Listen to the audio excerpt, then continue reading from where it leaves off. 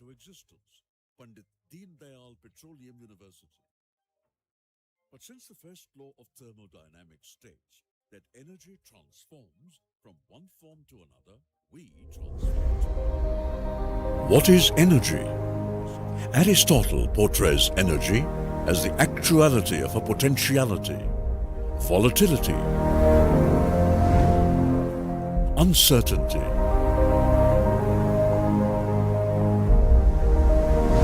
complexity, ambiguity. In this VUCA world, we are players brimming with untapped potential. But with a little push, we can become kinetic, setting our dreams in motion. Education, research, and innovation turn potential into actuality, and goals into a reality. In 2007, Gujarat was emerging as the industrial hub and developmental epicenter of the nation. Aiding this change, the then Chief Minister Shri Narendra Modi envisioned an extraordinary institute that India needed, where passionate researchers and innovators from across the nation collaborated to contribute and complement industrial growth in the petroleum sector. Thus, we came into existence, Pandit Deendayal Petroleum University. But since the first law of thermodynamics states that energy transforms from one form to another, we transform too. About a decade ago, we set up a solar plant that produces 1 megawatt of energy and inspired Gujarat as well as India to think about solar energy at a massive scale. These were the seeds sown that resulted in a bloom of specialization in other renewables. And then this happened. बीते 1.5 दशक में PDPU ने petroleum sector के साथ साथ पूरे energy spectrum और अन्य क्षेत्रों में भी अपना विस्तार किया। लेकिन अब जिस प्रकार से देश और दुनिया की रिक्वायरमेंट है, जिस प्रकार से ने अपना रूप लिया, मैं गुजरात सरकार से आग्रह करूंगा, इसको सिर्फ पेट्रोलियम यूनिवर्सिटी के बजाय अच्छा होगा अब इसको हम एक एनर्जी यूनिवर्सिटी के रूप में कन्वर्ट करें। Pandit Deendayal Energy University. Pandit Deendayal Energy University has a unique obligation to impart energy education in order to train energy ambassadors for the nation. For its pivotal contribution in its journey towards energy transition, the Government of India has bestowed the highest NAC A++ grade and has declared PDEU as one of the premier institutions in our country. With the developed disruptive technologies for energy transition, PDEU is transforming to be a model Industry 4.0 campus. Well, Industry 4.0 is the evolved product of the industrial revolutions the world has undergone. The fourth industrial revolution combines renewables, automation, Internet of Things, artificial intelligence, cyberspace, and advanced logistics for advanced manufacturing. In short, it's the present and future of workspace across different industries. And to inculcate these learnings, we have 4 schools for that. School of Energy Technology, School of Management, School of Technology, and School of Liberal Studies. School of Law. Today, the world is undergoing a rapid transformation. Clean energy, decarbonization, energy efficiency, and technology-based solutions are no longer an aspiration, but today they are necessities. I guess my most precious moment at PDU was the day I got a grant of rupees 2 lakh for my research project. As a researcher, there is a lot to experiment with.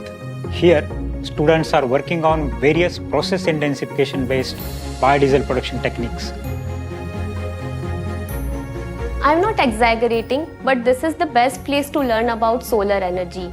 I mean, where else you will get solar power plant and solar panel production unit on one campus? The School of Technology, Pandit Deendayal Energy University, is working in cutting-edge research in the field of IoT, AI, ML, and also in deep learning. The school, along with Micron, is training students in the packaging technology and also working in the front-end semiconductor devices. The school is preparing students of tomorrow, and they are imparted technologies in the labs which has been created for them.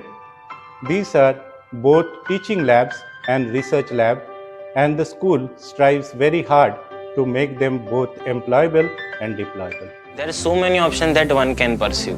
There's data science, IoT, robotics, VLSI design, and additive manufacturing. We have designed this project such that the students are able to get something that we call as practical wisdom, basically enabling them to showcase their engineering expertise in the real world situation. Cybersecurity and data sciences are no more things of the future. They are the driving forces behind Industry 4.0. PDEU has 1 month of international exposure program in which we get to go to foreign universities to study. Actually, my life in PDEU is full of experience. I got to meet different people from different background, nations, and I learned a lot.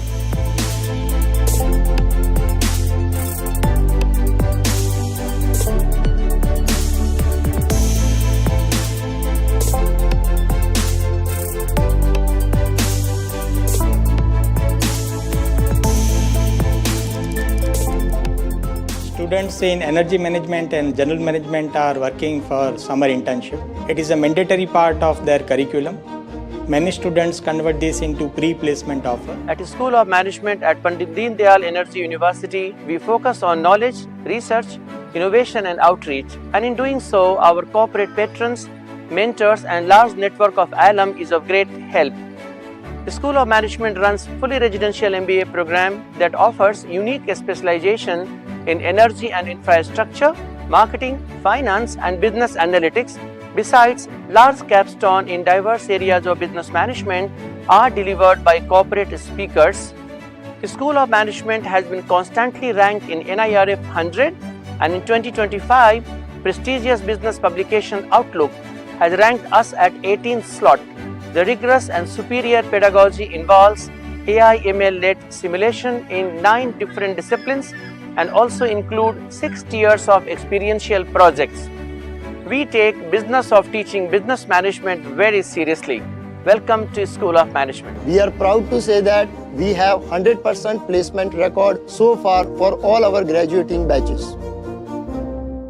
Industry 4.0 requires Education 4.0. The most modern way of making students learn and understand what work condition is likely to be in the future. Creativity, collaboration, and communications are some of the aspects which have been relevant in the past. And that's how they are going to be in future too. Liberal studies is all about this. We want our students to develop themselves and go beyond every horizon. It is not about learning one thing. It is about building an ability to pursue and learn several things, to understand issues that are important for the modern and future human societies and the world, to apply their mind to solve several social, economic, political, and environmental issues and problems. The era we live in, where the entire economy is going to be based on automation, it is important to build liberal arts education. It develops cognitive flexibility and a mindset which will provide students the attitude towards understanding the profoundness of life and a way to live forward. With ardent support from the government, collaboration with industries, and our expertise in academia, PDEU stands strong as an institute nurturing the future of the country. You can't create industry-ready students in just labs. One needs to go beyond.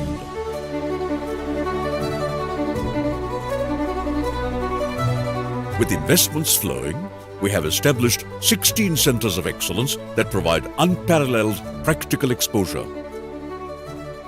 Maruti Suzuki has contributed 70 crores towards the establishment of IACE, which spans over 9,600 square meters. it is the go-to place for all things automobiles. In the field of additive manufacturing, we are breaking new ground with metal 3D printing. We can create components for various industries, including automotive and biomedical applications, using our 3D printer. Contributing to the vision of Atmanirbhar Bharat, we have established a 45 megawatt solar PV production line. To meet the global challenge for energy transition, PDEU is establishing several manufacturing skill set training. The solar PV panel manufacturing line will be the first of its kind in the globe to set up a manufacturing unit within the campus. And this is exactly what industry is looking for, and that is what makes PDEU unique in keeping our students industry ready. Moreover, we are also making remarkable strides through our other excellence centers for carbon capture and energy storage, and are coming up with a similar center for semiconductors.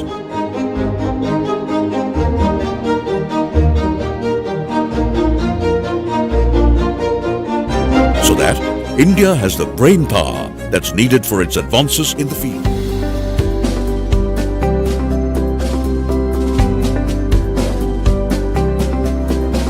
You can estimate the energy of places by the presence of the people.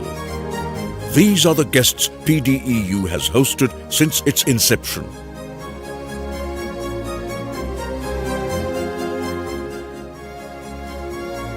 PDEU is a new home for students who come from far away to achieve their dreams.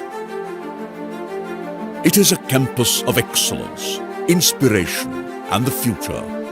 Along with high standards in education and research, the campus is witnessing a vibrant culture enlivened by numerous magnificent events throughout the year. It is a place where you can literally feel the energy.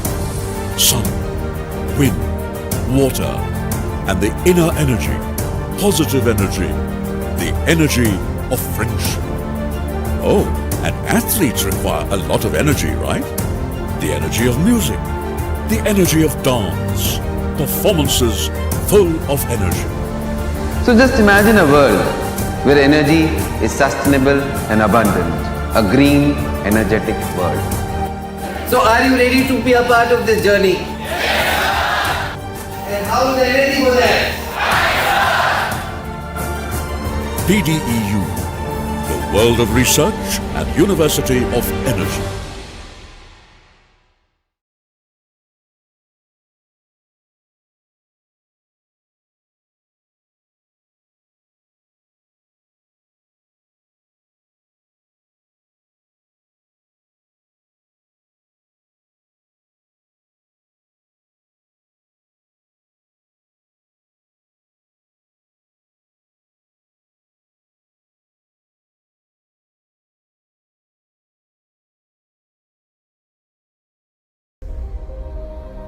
What is energy? Aristotle portrays energy as the actuality of a potentiality, volatility,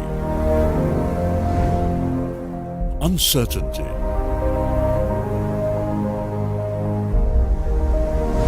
complexity, ambiguity.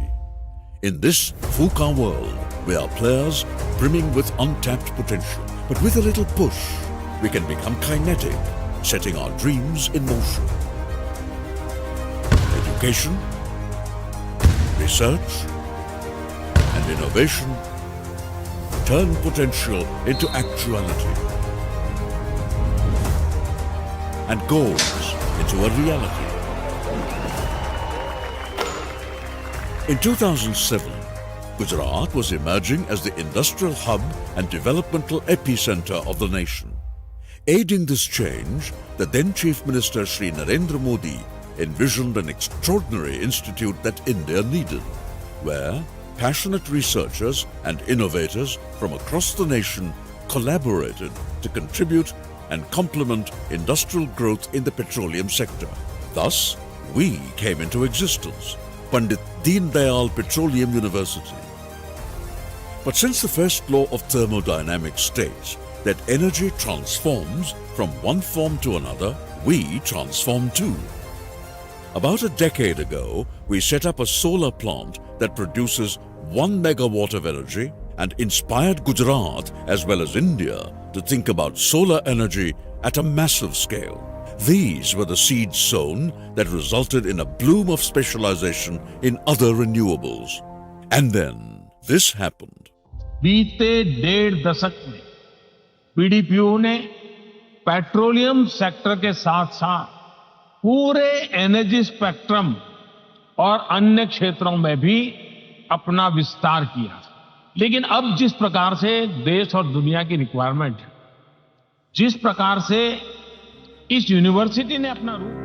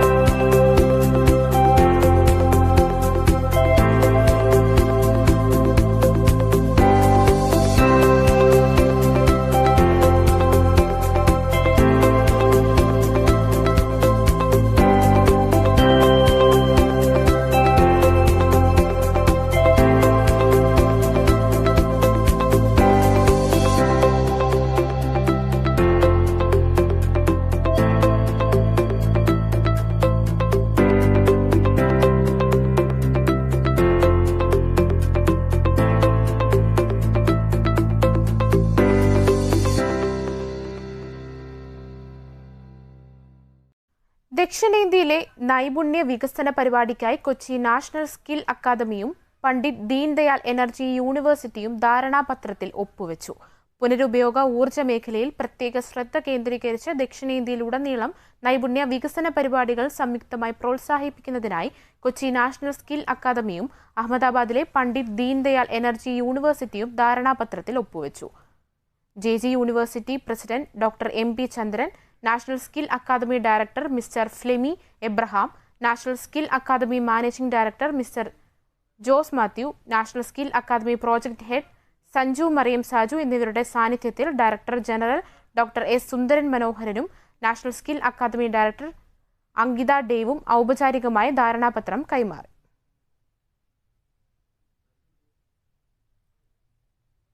ദക്ഷിണേന്ത്യയിലെ നൈപുണ്യ വികസന പരിപാടിക്കായി Kochi national skill അക്കാദമിയും അഹമ്മദാബാദിലെ Pandit Deendayal energy യൂണിവേഴ്സിറ്റിയും ധാരണാപത്രത്തിൽ ഒപ്പുവച്ചു. PDEU director general doctor S Sundaran മനോഹരനും national skill academy director Ankita ഡേവും ധാരണാപത്രം കൈമാറി. JG university president doctor MP. Chandran, national skill academy managing director Jose Mathew, director Flemy Abraham, professor Bhavani Singh Desai, professor Anirbid Sircar, Sanju Mariam Saju എന്നിവരും സന്നിഹിതരായിരുന്നു. ദക്ഷിണേന്ത്യയിലെ ഊർജ്ജ സാങ്കേതിക മേഖലകളിൽ തൊഴിൽ പരിശീലനം, ഗവേഷണം, നവീകരണം എന്നിവയിലെ സഹകരണത്തിനാണ് ധാരണ. ദക്ഷിണേന്ത്യയിൽ ഊർജ്ജ മേഖലയിൽ നൈപുണ്യ വികസന പരിപാടികൾ പ്രോത്സാഹിപ്പിക്കാൻ അഹമ്മദാബാദിലെ പണ്ഡിറ്റ് ദീൻദയാൽ എനർജി യൂണിവേഴ്സിറ്റിയും കൊച്ചിയിലെ നാഷണൽ സ്കിൽ അക്കാദമിയും ധാരണാപത്രം ഒപ്പുവച്ചു. പുനരുപയോഗിക്കാവുന്ന ഊർജ്ജ മേഖലയ്ക്ക് പ്രത്യേക ഊന്നൽ നൽകി പദ്ധതികൾ പ്രോത്സാഹിപ്പിക്കാനാണ് ധാരണ.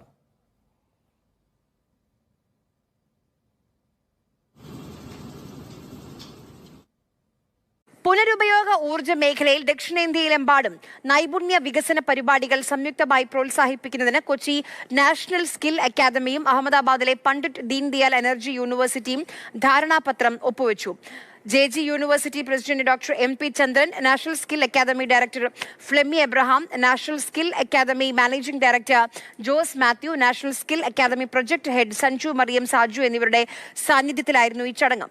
ദക്ഷിണേന്ത്യയിലെ ഊർജ്ജ സാങ്കേതിക മേഖലകളിൽ തൊഴിൽ പരിശീലനം, ഗവേഷണം, നവീകരണം എന്നിവ മുന്നോട്ട് കൊണ്ടുപോകുന്നതിനുള്ള ചുവടുവെപ്പാണ് ഈ സഹകരണം.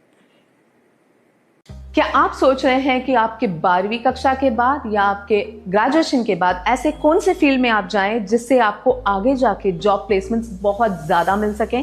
तो अब नेशनल स्किल्स एकेडमी कोच्चि में खुल गया है. यहाँ पे आपको ट्रेनिंग दी जाएगी सोलर पैनल्स के बारे में, renewable energies, resources, bio green hazards, waste management, सब कुछ मैरीटाइम्स भी. तो यहाँ आपको एक्सपर्ट्स, हर एक फील्ड के एक्सपर्ट्स आपको ट्रेन करेंगे. आपको ग्लोबल लैंग्वेजेस की भी ट्रेनिंग दी जाएगी ताकि आप पूरी तरीके से इक्विप हो जाएं फ्यूचर जॉब्स के लिए. आपको पता है कि आजकल हर चीज ग्रीन एनर्जी पे आ गया है. इलेक्ट्रिक व्हीकल से लेके सोलर पैनल्स हर घर के ऊपर दिख रहे हैं, पर इसकी जो अपॉर्चुनिटीज हैं उसको अभी तक टैप नहीं किया गया. तो अब आइए नेशनल स्किल एकेडमी में और जानिए कि इससे आपको क्या क्या फायदे हो सकते हैं, आप क्या क्या यहाँ सीख सकते हैं और आपको आगे जाके क्या क्या अपॉर्चुनिटीज मिलेंगी. नेशनल स्किल एकेडमी के सर्टिफिकेशंस यूनिवर्सिटी एक्रेडिटेड और एफिलिएटेड हैं ताकि आपको यहाँ के कोर्सेज करने के बाद सर्टिफिकेट के साथ आप दुनिया के किसी भी कोने में जॉब ढूंढ सकते हैं. Hi, so are you someone who is looking forward to what to do in your career? Are you stuck at any point after your 12th, your graduation or your post-graduation? Or you want to pivot from what you have already selected? Now, National Skill Academy has opened doors in Kochi. Here you will be trained in courses that is most sought after, like renewable energy and resources like solar, like green hydrogen, like bio waste management and maritime. Here, all the courses are accredited and affiliated from university. You will be taught by the experts in each field, and you will also be given training in global languages, which equips you to go out abroad or either work in India with any language skill that you possess. All these courses are accredited and affiliated from the university, and you will be given hands-on training as internship outside Kerala as well. So at this point of time, you very well are aware that most of the houses in future will be equipped with solar panels, and you will be knowing someone or you're going to drive an electric car sooner or later. So one of the most biggest job opportunities that has opened up is for technicians in renewable resources energy management. Here at National Skill Academy, you will be given hands-on training from the experts in each field for solar panel installation, for energy management, for green hydrogen management, and even semiconductor technology. So National Skill Academy has opened in Kalur, in the heart of the city, which is very well connected through metro and via every bus route. So National Skill Academy has opened doors in Kalur, Ernakulam, Kochi. This place is very well connected through metro and via bus routes. So this academy is very spacious with integrated lab and all the hands-on training from all the experts you can ever get. Hi sir, welcome to the show. Sir, ഒരു university നടത്തുന്നുണ്ട്, അതിൻ്റെ കൂടെ ഒരു school നടത്തുന്നുണ്ട്, ഏകദേശം 15,000 students അതിലുണ്ട്. എന്നിട്ടൊരു academy തുടങ്ങാനുള്ള തീരുമാനം എവിടെ നിന്നായിരുന്നു? ഞാൻ കേരളത്തിൽ പോയിട്ട് 30 വർഷമായി. ഗുജറാത്തിൽ സ്കൂളും കോളേജും യൂണിവേഴ്സിറ്റിയൊക്കെ സ്ഥാപിച്ചു. അതിനു മുന്നേ ഞാൻ പബ്ലിക് സെക്ടറിലും പ്രൈവറ്റ് സെക്ടറിലും മൾട്ടിനാഷണലും ജോലി ചെയ്തിരുന്നു. അപ്പോൾ കേരളത്തിൽ ചില മാറ്റം 2-3 വർഷമായിട്ട് ചെയ്യുന്നുണ്ട്. ഇൻഡസ്ട്രിയലൈസേഷനും വേണ്ടിയിട്ടും കുറച്ച് പുരോഗമന പദ്ധതി ഗവൺമെൻറ് കൊണ്ടുവരുന്നുണ്ട്.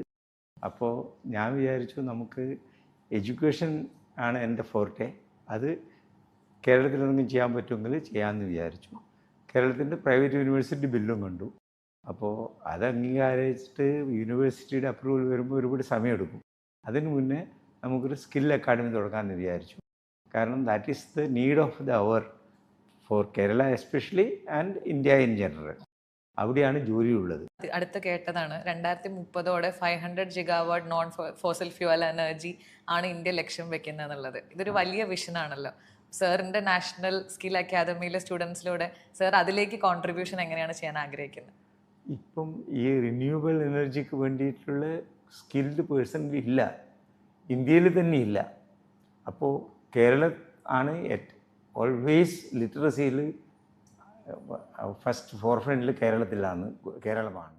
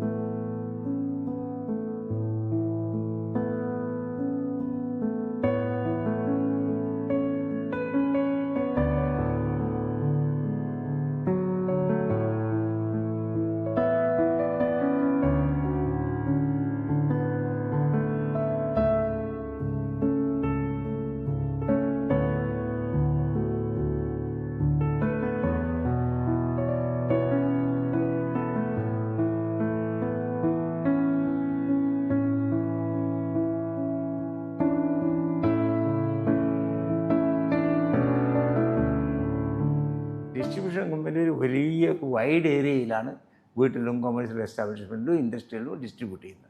ആ ഡിസ്ട്രിബ്യൂട്ട് ചെയ്യുമ്പോൾ ഒരു 15-20% പിന്നെയും ഡിസ്ട്രിബ്യൂഷൻ ലോസ് ആകും. അപ്പോൾ 100 യൂണിറ്റ്സ് ഉണ്ടാക്കിയാൽ നമുക്ക് കിട്ടുന്നത് 65-70 യൂണിറ്റ് മാത്രമേ ഉള്ളൂ. അപ്പോൾ there is a loss of power generated from transmission to user. So there is an inefficiency.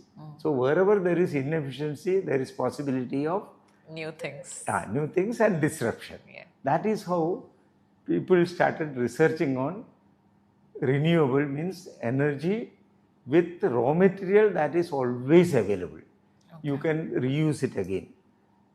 When you think of reusable energy, you are looking at raw materials like sunlight, wind, or water. So you can create hydropower from water, you can create wind energy from wind turbines, and solar energy which is available throughout at no cost, even at your home.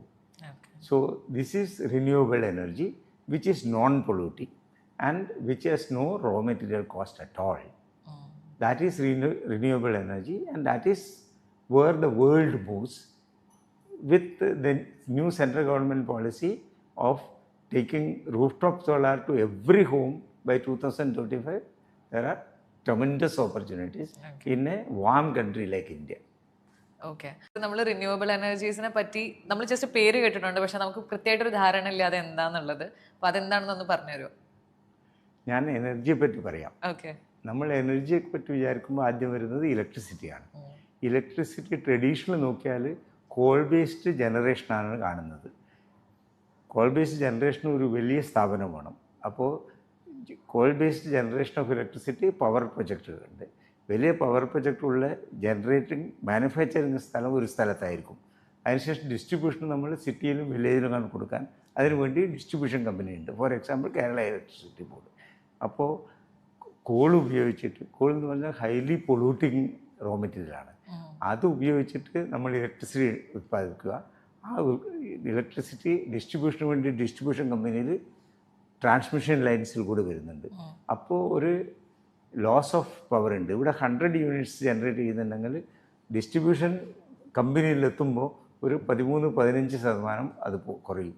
അപ്പോൾ 100 unit ഉണ്ടാക്കുന്നത് 87 യൂണിറ്റേ distribution കമ്പനിയിലെത്തുള്ളൂ. Distribution company ഒരു വലിയ wide ഏരിയയിലാണ് വീട്ടിലും commercial എസ്റ്റാബ്ലിഷ്മെൻറ്റിലും ഇൻഡസ്ട്രിയിലും distribute ചെയ്യുന്നത്. ആ distribute ചെയ്യുമ്പോൾ ഒരു 15-20% പിന്നെയും ഡിസ്ട്രിബ്യൂഷൻ ലോസ് ആകും. അപ്പോൾ 100 യൂണിറ്റ്സ് ഉണ്ടാക്കിയാൽ നമുക്ക് കിട്ടുന്നത് 65-70 യൂണിറ്റ് മാത്രമേ ഉള്ളൂ. അപ്പോൾ there is a loss of power generated from transmission to user. So there is an inefficiency. So wherever there is inefficiency, there is possibility of new things and disruption. That is how people started researching on renewable means energy with raw material that is always available. You can reuse it again. When you think of reusable energy, you are looking at raw materials like sunlight, wind, or water. So you can create hydropower from water, you can create wind energy from wind turbines, and solar energy which is available throughout at no cost, even at your home. So this is renewable energy which is non-polluting and which has no raw material cost at all. That is renewable energy, and that is where the world moves with the new central government policy of taking rooftop solar to every home by 2025. There are tremendous opportunities in a warm country like India. Okay, ഇതൊരു blue collar ജോബിനും കൂടെയുള്ള possibility ആണല്ലോ ഇതിലൂടെ ഉണ്ടാക്കാൻ ശ്രമിക്കുന്നത്. അതെന്താ അങ്ങനെ ഒരു focus പോയത്? ഞാൻ ഇനി ഒരിക്കലും ബ്ലൂ കോളറും വൈറ്റ് കോളറായിട്ട് ഡിഫറൻഷ്യേറ്റ് ചെയ്യില്ല. ഞാൻ എബ്രോഡിൽ ജോലി ചെയ്തിരുന്നു. അവിടെ ജോലി ചെയ്യേണ്ടത് വൈറ്റ് കോളറായിരുന്നു. I was looking after strategy for a big large multinational company. പക്ഷേ വീട്ടിൽ വന്നാൽ പ്ലംബിങ്ങിന് ചെയ്യാൻ, ഇലക്ട്രിസിറ്റി പോയാലും രാത്രി ഭക്ഷണം കഴിച്ചതിന് ശേഷം പ്ലേറ്റ് തുറക്കാനും എനിക്ക് തന്നെ ചെയ്യണം. അപ്പോൾ ബ്ലൂ കോളർ വീട്ടിലും വൈറ്റ് കോളർ പുറത്തുമായിരുന്നു. Now those days of white collar and blue collar jobs are over. What you need is skill. And skill, if you call blue collar. But that is where you have got money, you have got opportunities. അതുകൊണ്ട് നമുക്കിത് മറക്കണം. ഈ white കോളറും blue കോളറും ഉള്ള വ്യത്യാസം നമുക്ക് മറക്കണം. Sir, ഇങ്ങനെ ഒരു വലിയ അക്കാദമിയുമായിട്ട് നമ്മളുടെ കേരളത്തിലേക്ക് സാർ വരുന്ന സമയത്ത് എന്ത് മാറ്റമാണ് സാർ ഇവിടെ ഉണ്ടാക്കാൻ ശ്രമിക്കുന്നത്? ഞാൻ ഉണ്ടാക്കുന്ന സ്കിൽഡ് വർക്ക് ഫോഴ്സ് ഉണ്ടാക്കാനാണ്. Kerala should be able to provide skilled workforce not only to India but to the whole world itself. ഒരു സമയത്ത് ടീച്ചേഴ്സും നേഴ്സസും കേരളത്തിലാണ് ലോകത്തിൽ എവിടെയും പോയിരുന്നത്. ട്രേഡേഴ്സും ഉണ്ടായിരുന്നു. We lost it somewhere. Now these are areas where there is a lot of growth. For example, renewable energy is the buzzword everywhere in the world. If you can create those skilled people in Kerala, Kerala would get back those great days again. India is rising as one of the world's largest economies. And with this growth comes a powerful demand for skilled professionals in renewable energy, AI, and technology. Introducing the National Skill Academy. At NSA, we focus on high-demand industries like solar energy and petroleum engineering, offering hands-on training, real-world experience, and industry-recognized certifications. Our solar PV installer Surya Mitra program equips you with the skills to design, install, and maintain rooftop solar systems. The Solar PV Installation Assistant course builds strong foundational knowledge in solar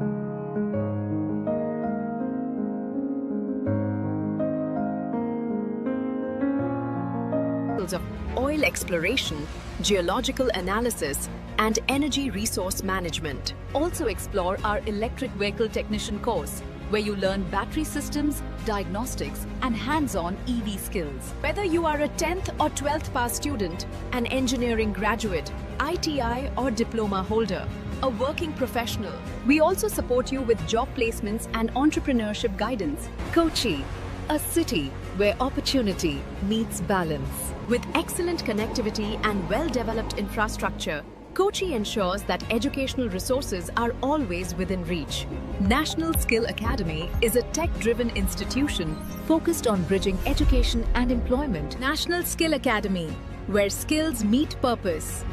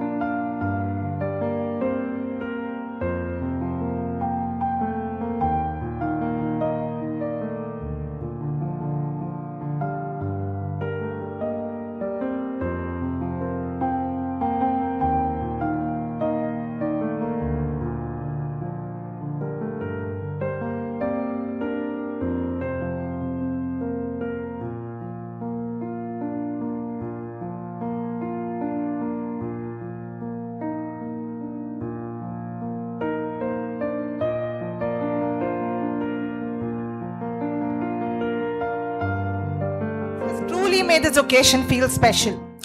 And I hope every one of you had a very meaningful and impactful experience for the last 3 days. So I wish you all the very best success and great things ahead. And I wish you all start and continue learning with NSA. And let me just say a big thanks to all the members and students who came down from Adishankara College. So now we have an interactive session. Before that, we'll all rise up for a song. And I welcome the Nagaland students for the prayer song.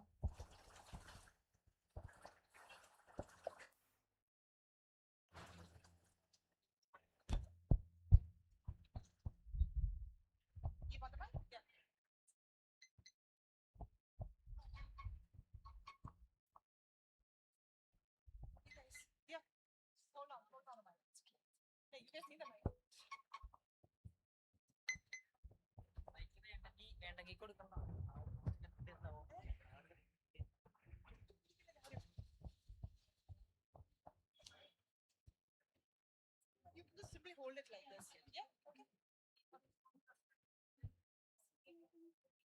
Okay.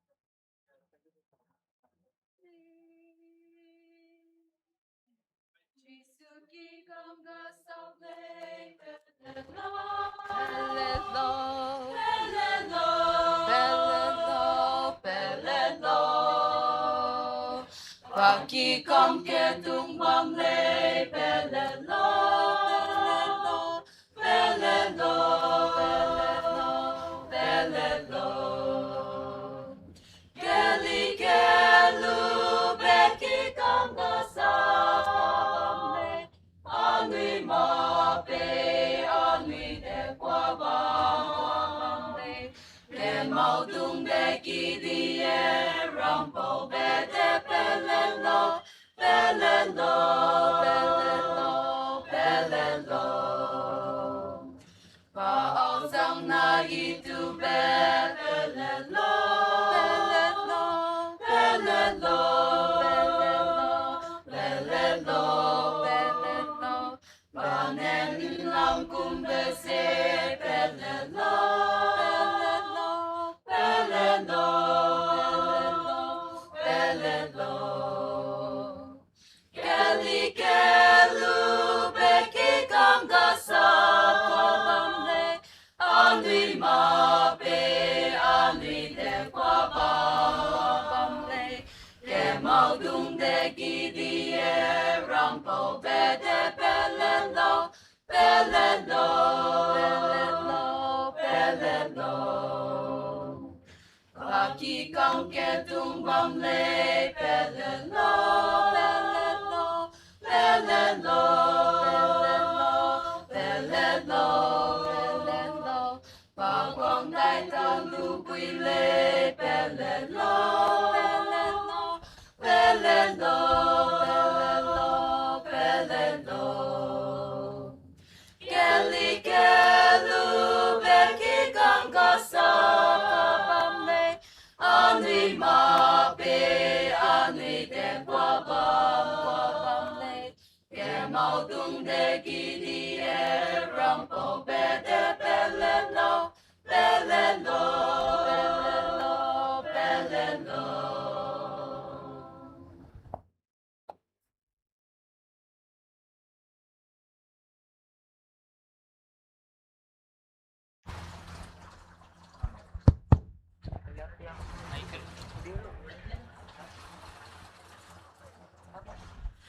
So now we have our interactive session that we have designed for students.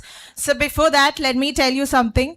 There'll be the biggest opportunity that you get to meet all the PDU faculties, all the expertise from different fields. So please make use of this. In this session, you guys can ask anything that you have doubt regarding all the following courses, like drone, semiconductor, or apart from that, anything that you want to ask this faculties about, you can.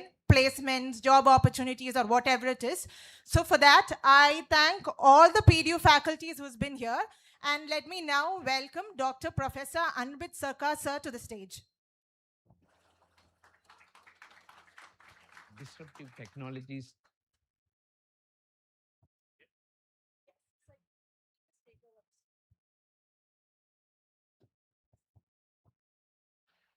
I also request all the other PDU faculties who will be taking the interactive session to also come forward. Hari Shankar, Dr. Hari, Dr. Shankar, Dr. Abhishek, and Dr. Arpan Desai.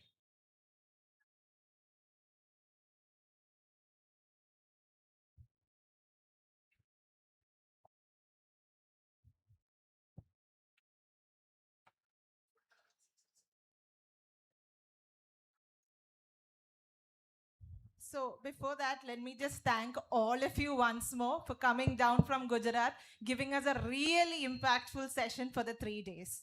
So please, students, if you have any questions, do ask them. We'll give a little brief here that we all represent PDU, and we are very fortunate to be connected to NSA, and the last 3 days were very rewarding, good hospitality and good teaching. We gave our level best to teach the students who are present here, but I heard that many people have come from Adi Shankaracharya Institute. So this is a special session where we can give more brief on what we do, what we can do, and how a course from NSA. We have already decided on 3 courses to run from 26th. So we can give you more details about job prospectivity, about the course structure, or what is going on in, I have 2 people from Kerala, so they can give you that how you should mold upon, and how in an Indian context, we are talking about oil and gas, renewable, drone technology, and semiconductors. Some of my colleagues have spent years on these topics. So if you have any question, you can start with, and we'll try to answer.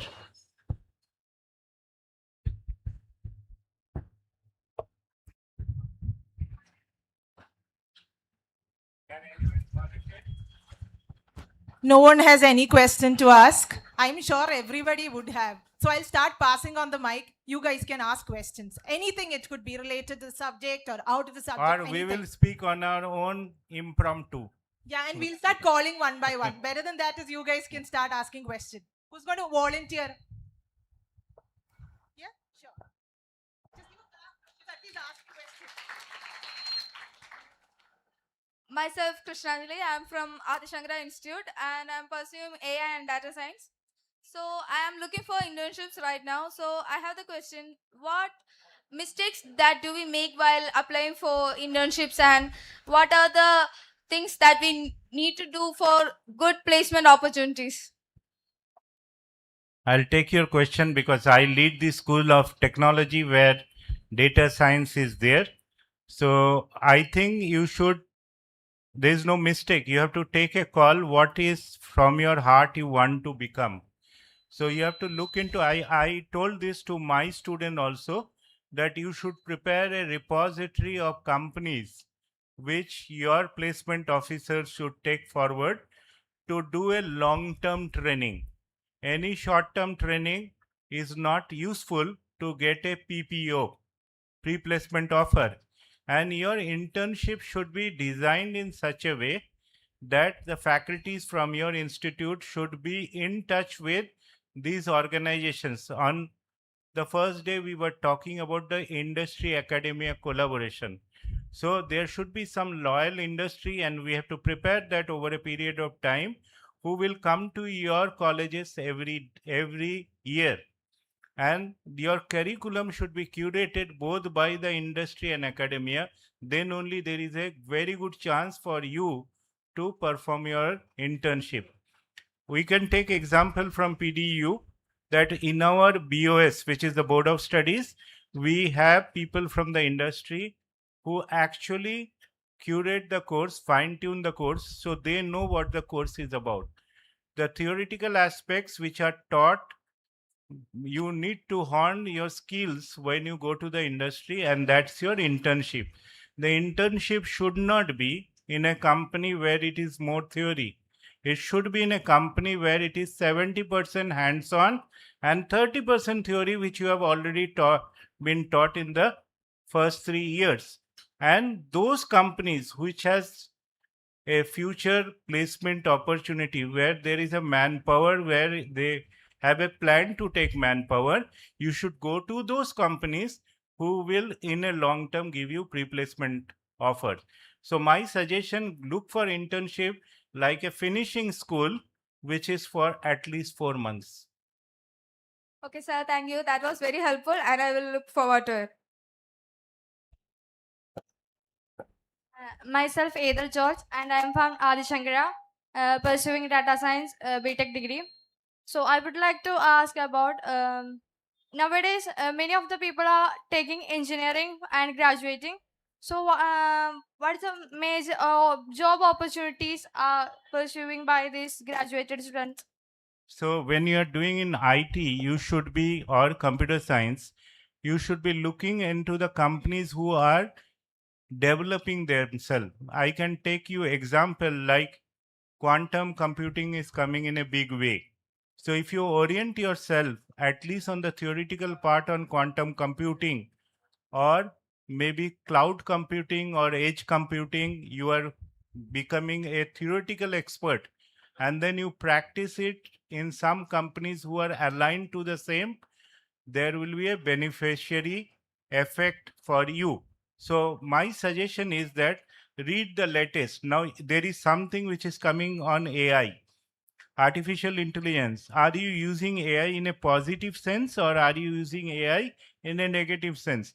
To me, if I'm asked this question, I think we all has to embrace AI, and that is the reason in our university we have mandated each faculty to take AI, at least a very basic AI for both staff and faculties.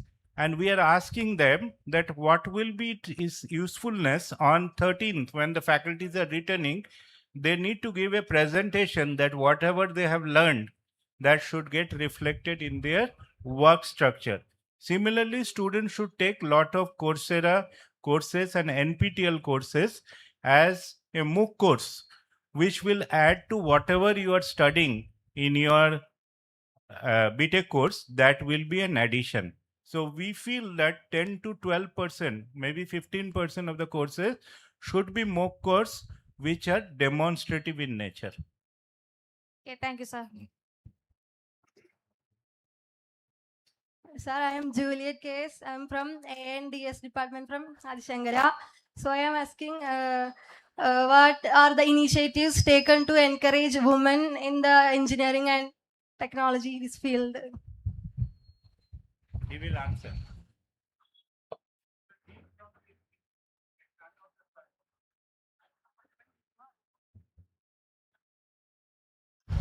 So, if you see, I can tell the example of the oil and gas industry. So, nowadays, most of the companies, like in our campus, who come for recruitment, they are saying that there is a gender balance in the organizations. So, the girl students who are studying in our department are more fortunate to get into oil and gas. And also, some of the verticals like drilling engineering, which was primarily dominated by men in the initial phase of the industry.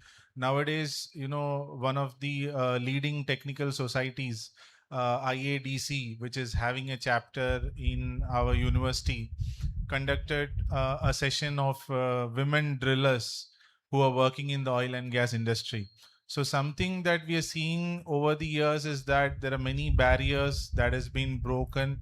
There is a lot of encouragement from the industries itself to motivate women to join core engineering disciplines. You know that in electronics, IT, it's more or less 50-50, I would say. But there are many sectors like mechanical, oil and gas, which were not so much female dominant, but nowadays the trend is changing, the industry is opening up. Thank you.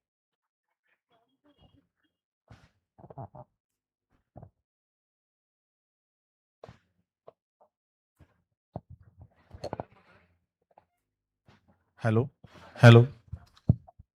Madam, I would like to add what Hari has told is that there are many organizations who are coming only for women.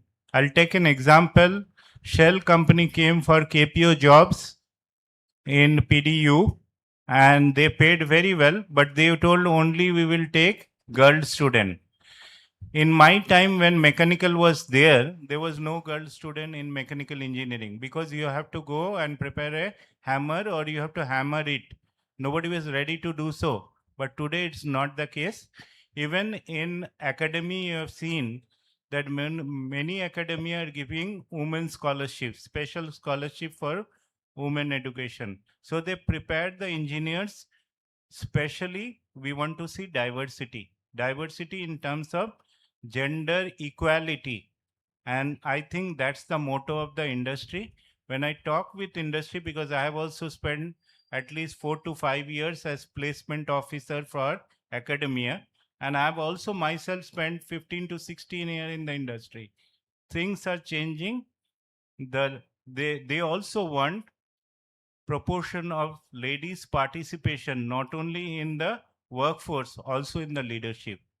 Because if you see in the banks also, in IT sector, sometimes the advertisement is only for females. So there is a lot of encouragement for the gender equality, and that will come in a better way as days goes. So myself Ashlita, and I am pursuing artificial intelligence and data science in Adishangara. So my question is, which are the emerging technologies should students start learning today to remain relevant in the next 10 to 5 years, the upcoming future?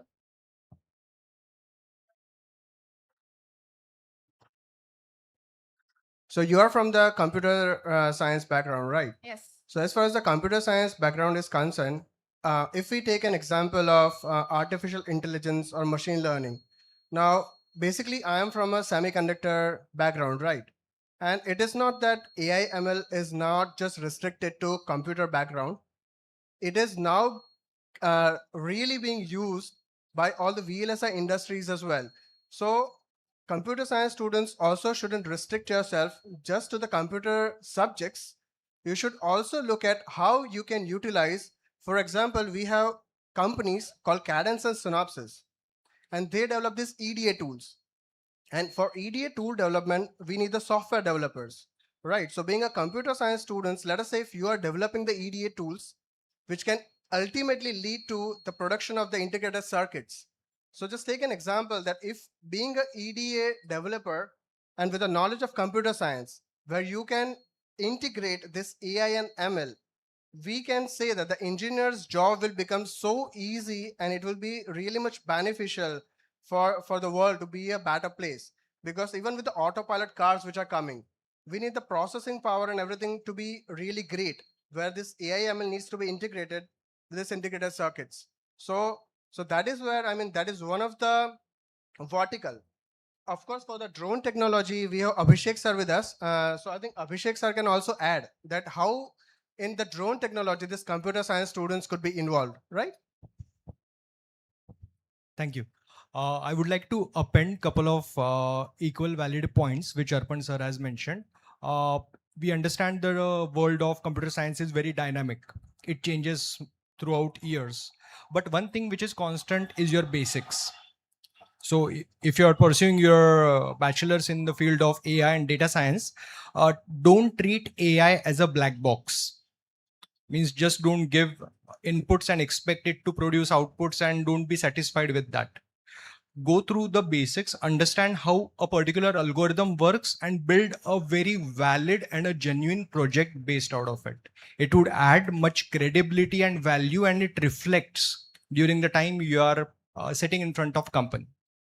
That's how. Still, the basics still sail you. Thank you. Thank you.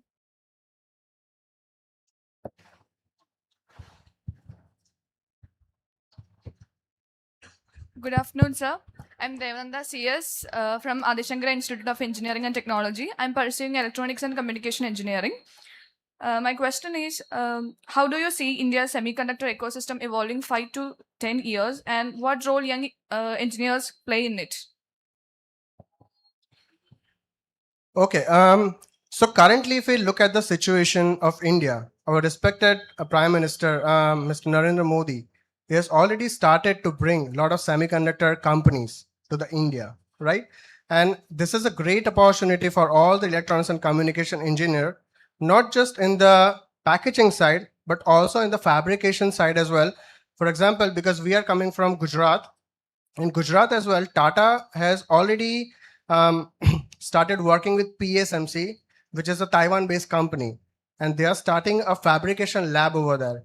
So electronics and communication engineers will be in lot of demand, right?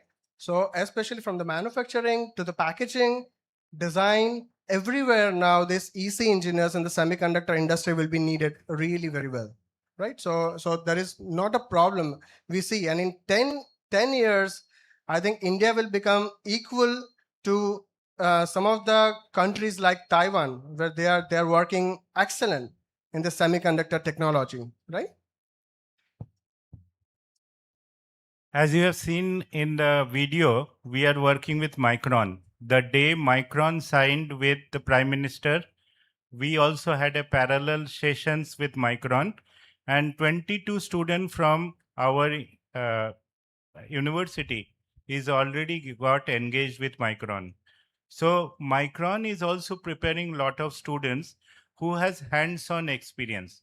So whether you are from communication or electronics background, there is an opportunity to work on machines which are in the chip fabrication, also in the packaging technology, and role of electronics engineers, we are going high day by day. In our university, the number of students we would like to admit in EC, we got 3 times number of students who showed interest to join this stream. So you are in a best profession, and I think the future is beautiful and you will have a lot of opportunities. Thank you, sir.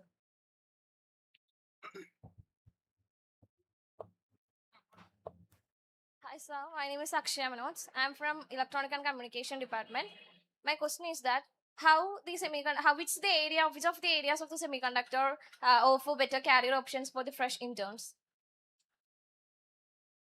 For the semiconductor engineers, see, especially verification engineers are in much demand at the moment, right? Because if I look from the design perspective, then let us say that being an engineer, if they tell you to design an integrated circuit, so what is the first step is that you start writing down a code, right? Now, for every industry, if they need 20% design engineers, the rest of the 80%, they need verification engineers, because whatever functions and features you're writing, somebody needs to verify it, right? So verification is the most prominent domain, which is currently in demand. But now with the manufacturing facilities which are coming, also the fabrication labs are coming. So a lot of opportunities, apart from this design engineers, verification engineers, you will have a lot of other opportunities as well. So you should also be getting well versed with physical design, design for testability, right? So these are also the domains now the students should learn, along with Verilog and System Verilog, which is part of the curriculum, maybe in your college as well, right? Thank you, sir. Good evening, sir. My name is Gayatri and I am studying Electronics and Communication Engineering. So I want to ask that, would you recommend pursuing higher studies before entering to the industry, or is the industry experience more valuable initially? See, what I believe is that education never go to waste, right? So if at all you want to study, then you better study first, right? Because sometimes we think that we'll take up a placement, we'll work in the industry, and then we'll pursue some masters. But that will never happen, because once you will start earning, you will never think about going back to the studies, right? So I would recommend that if at all you are little bit interested in going for masters, you better should do that. right? And that is why it is known as masters, because in bachelor's you are studying all the courses, right? But not you are studying in very deeply or thoroughly. So whenever you will pursue masters, you will in true sense will become a master in that field. And of course that is going to be very much beneficial for you if you go to any of the industries, right? Thank you, sir.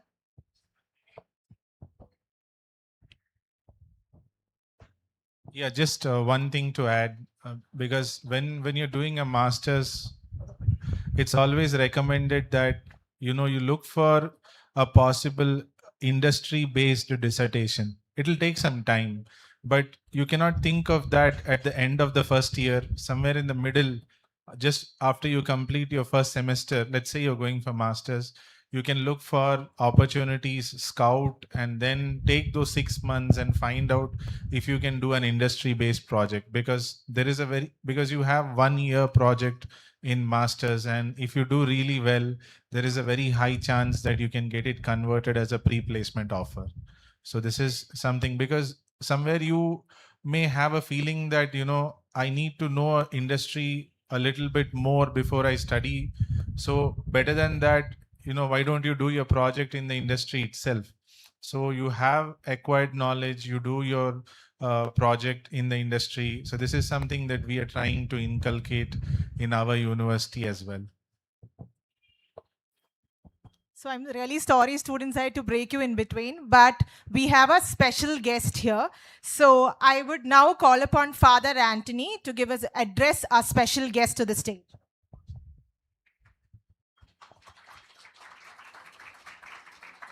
I know, madam, you are very busy. That's why we have interrupted. Everybody knows Dr. Usha Titus IAS, retired but not retired, Indian Administrative Service officer from Kerala.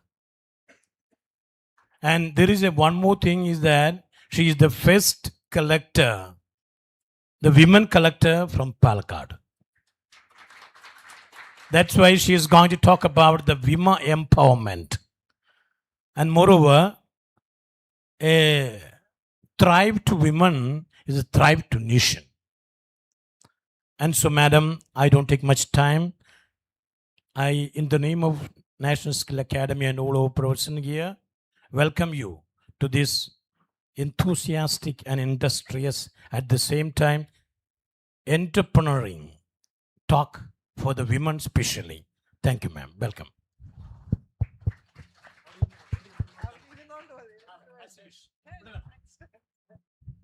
Thank you, ma'am. It's a great privilege to have you here. So on to you.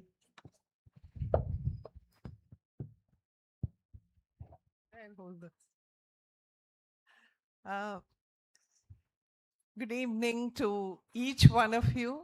Especially, I would express my gratitude to Flemmy Abraham, the live wire behind the National Skills Academy, revered faculty from the Pandit Deendayal Energy University, faculty from other colleges like Dr. Jacob George and others. Dear friends, it's a great pleasure to be here with you. You've all had an orientation to 4 programs that the National Skills Academy is planning to launch. We are talking about these courses or programs as providing you skills to equip you to a good job. So this is a time of the football season, right? And we are all thrilled by the skills that Messi showed early this morning, or Mbappe showed for France, Mo Salah showed for Egypt. Now, how do you define skill? You define skill as the application of a knowledge effectively and readily in the execution of a performance. So for a skill, there needs to be there is a precondition of acquiring knowledge. And it is knowledge that the training institute, the university, the skills academy can provide. The practice comes from actual working in the industry, in the laboratory, in the project, in the internship. So Messi did not acquire his dribbling skills overnight. These people might have been prodigies. However, they developed the skills through rigorous academic training. Mbappe went to that football factory of France called Clairefontaine at the age of 12. So people, actually the best athletes or the best faculty or the best trainers have actually gone through rigorous academic training. It involves hard work, it involves commitment. You have to go through a structured program first. And then you start practicing it. You practice it in the lab. You practice it, you do projects before your computer. You do actual, sometimes field projects. You do internships. And that is how you hone your skills.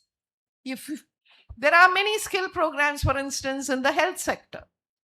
There is gender duty assistant, there is Ayurveda therapist, there is a whole field of skilled programs. There you are actually practicing in the laboratory on tests, in blood samples, or you're practicing on the patient. And that is how you become really skilled to perform when you are doing the job. So this orientation program is something that you have.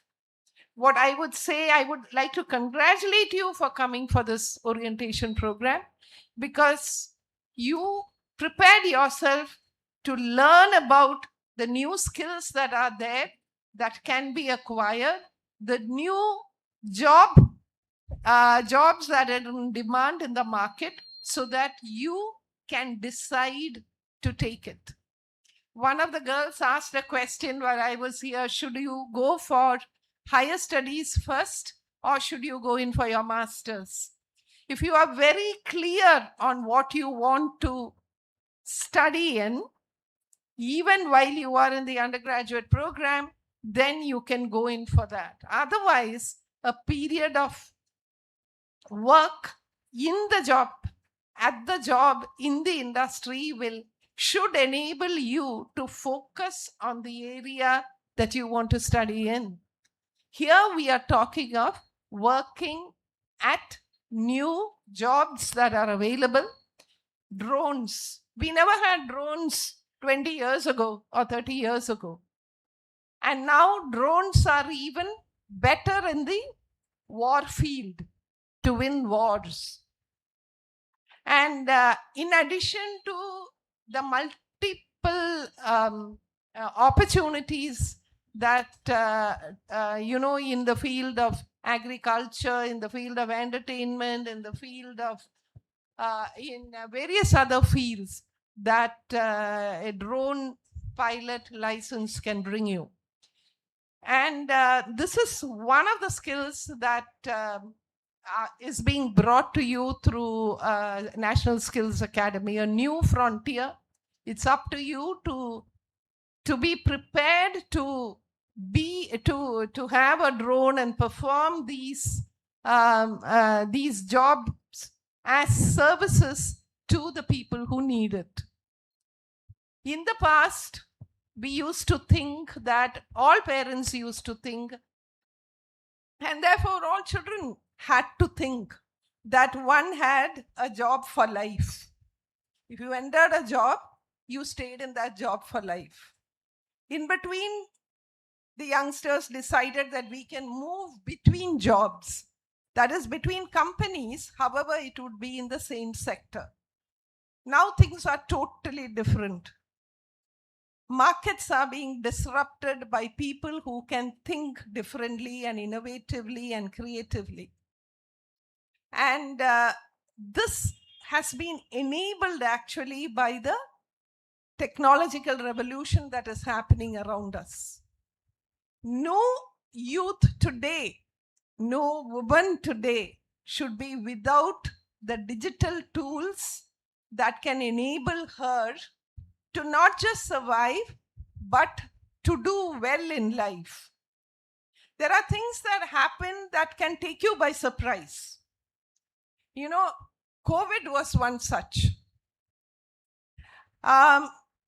It is only lifelong learning that will enable you to be agile, that can make you overcome the surprises that life can bring. Deepak Iyer, the managing director of Mondelez International. Mondelez International is a company that makes Oreo biscuits and some chocolates in our country. So said, actually was speaking on a story that happened in his company. It was COVID time, and you know that there was no way people could travel from one place to the other. There were no flights, there were no trains, and hardly any car moved between places. Yet the production of Oreo biscuits never stopped during COVID. The production was happening in a factory in Hyderabad. The engineers were sitting in their homes in Mumbai. Yet those engineers could monitor the production on their laptops, and the production went on without hindrance. When they went into it to find out how this actually happened, it was due to the efforts of one engineer who decided to experiment with IoT and had placed sensors in the machines. Why did he do it before COVID lockdown started? He wanted to improve the efficiency of production.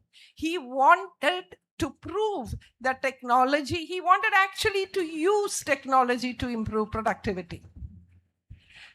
But when the lockdown happened, these sensors became very useful. And so this managing director said, if I were to throw out every other company employee, this one engineer I will retain, because he was willing to learn and apply his knowledge. Lifelong learning is the way to go forward. One tool or one course may not always help you. Keep learning. If there is something that this orientation program has taught you, it should be this. There are so many new areas that are opening up in our country. Semiconductor skilling. Semiconductors is something that the country is invested in. If any of you have read newspapers, you would have read that in the last few days there was an Indo-Japan summit. And in that Indo-Japan summit, Japan has decided to invest close to 1 trillion in our country, and a bulk of it is in the semiconductor industry. So semiconductor industry has been given a huge fillip by the government of India, and now by countries including Taiwan and Japan. PDEU, the partner of National Skills Academy in this orientation program, Pandit Deendayal Energy University, is actually skilling the employees of Micron, which has set up a semicon factory there.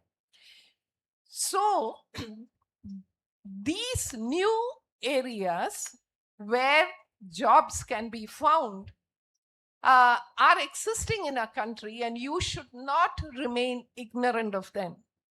The orientation program is intended to open your eyes and your ears to what is happening around. It is good that you're taking advantage and learning about it to decide whether you want a future in that sector.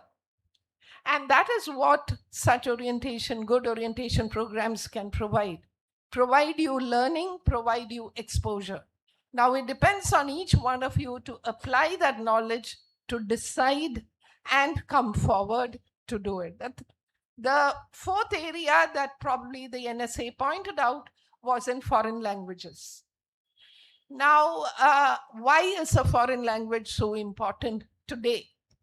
A foreign language becomes very important today because of the declining fertility rates and the declining population abroad, and the fact that you and people like you are available in the country. So we have 65% of our population under the age of 35. So we should be able to take advantage of the vacancies that exist outside. But we can do so only if we can communicate in the language that they want. And there lies the importance of learning a foreign language. Learn a foreign language to improve your skill base, to improve your chances, your odds of getting a good job. There are a lot of Japanese companies in India, and they would obviously value an employee who can speak some Japanese. So learn a foreign language as an additional skill, which will come into good use if you were to choose a job that's available in that country or in that group of countries. So this is the message that I have for each one of you students, to keep your minds, keep your eyes and ears open to the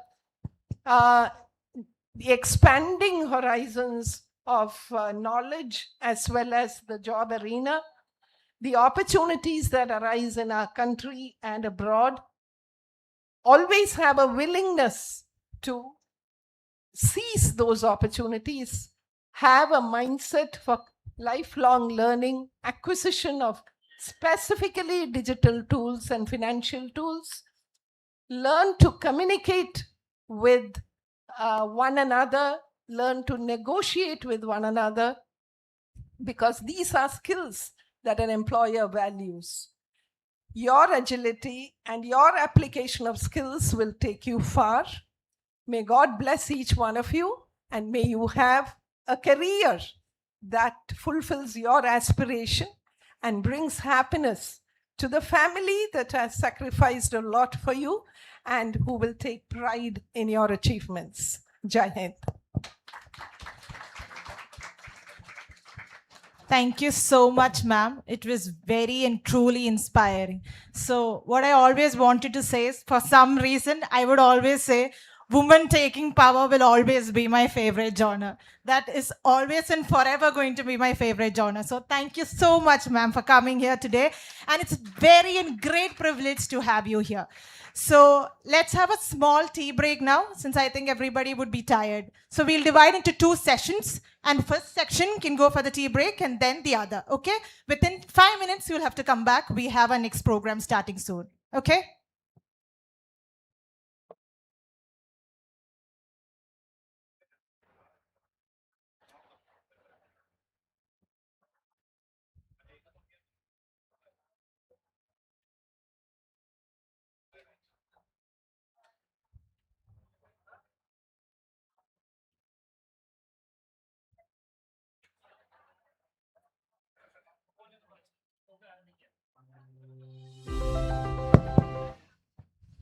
I'm sorry, we'll have the tea break afterwards because we'll have to continue with our program because our chief guest is here, okay?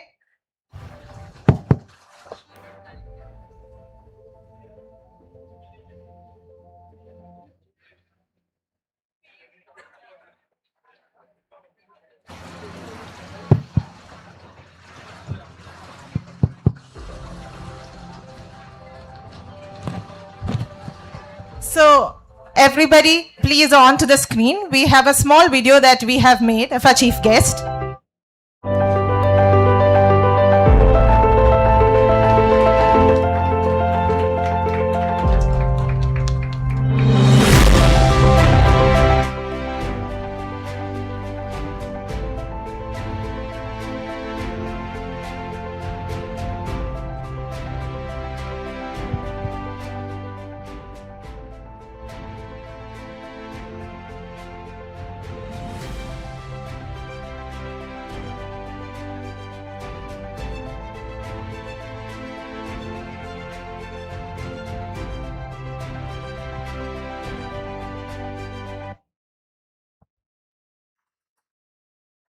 So let's welcome Dr. S. Sundar Manoharan, Director General PDEU.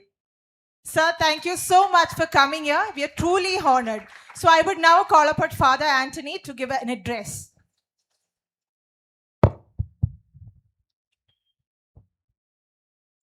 Good evening, sir. Sundar Manohar. Nice name. And normally in Malayalam, Sundaram and Manoharam is one and the same. But when I just gone after the Sundar Manohar, it's in Sanskrit, this is a fantastic meaning. Sundar is beautiful, handsome, charming, clear. From his face to Manoharan is not charming, is who captivates the mind or heart. One who wins the heart. That's what is called Manoharan. So by learning about him, I really found out his parents were insightful about his ways and means and being too. And we had a nice video about him.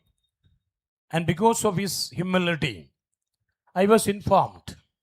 One day, in his PDEU, student counseling was going on. He is the DG, Director General. And the counselors were not there. They have gone to somewhere else. And what he did was, he did the same. The student counseling over there. Such a humble, such a simple person is he. And you know, when you just check it up in Google and so on, you will get, what all things that he has arrived. His journey is a testament to the power of perseverance, hard work, and lifelong learning. I am very fond of nanotechnology. He is a man of nanotechnology, nanosciences. And that's why he is the most powerful fellow in PDEU and in India too. True leadership is not about the titles or recognition. It's about inspiring others to believe in themselves, to embrace challenges, and to strive for excellence. So I welcome our own DG, the humble, simple, charming, handsome, who draws the heart to anyone and everyone. Welcome to our midst. And at the same time, in the name of Flemmy and all NSA, I would like to greet him because he has to go back soon for his powerful talk. So now let's have a small cultural performance which our Nagaland students have organized for us. Okay, please put your round of applause for them.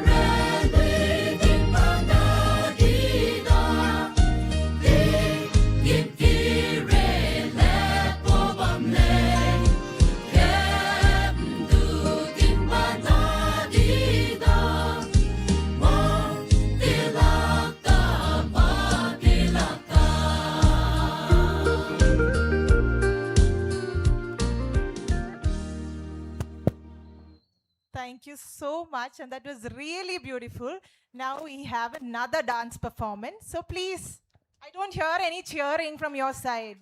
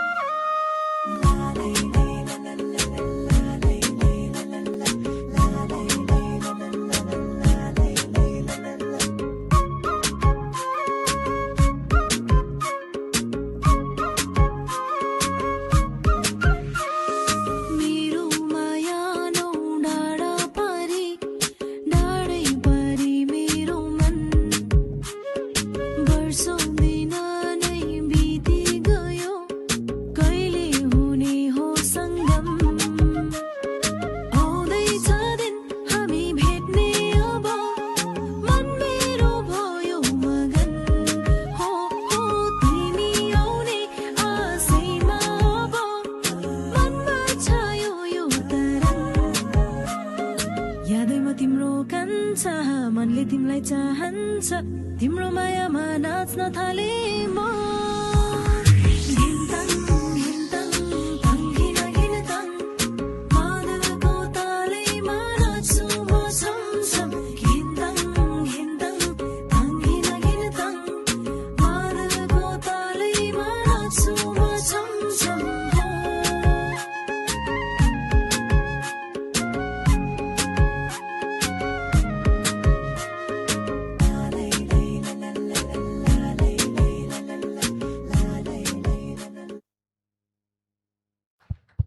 Thank you so much, and it is really sweet. So now I welcome Dr. S. Sundar Manoharan sir to the stage.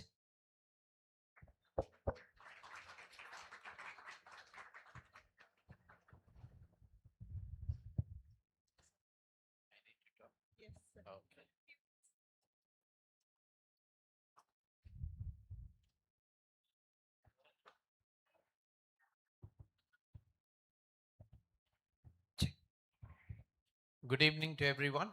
Good evening. Can you hear me? Good.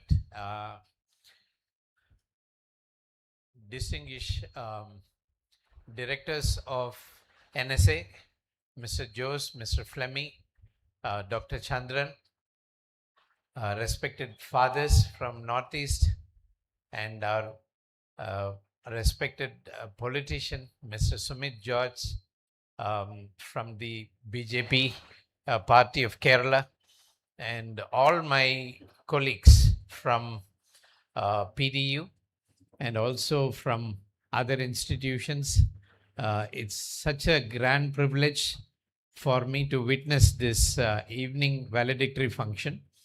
I'm very happy that our faculty members could come here for 3 days and engage with you in the skilling on the 3 verticals.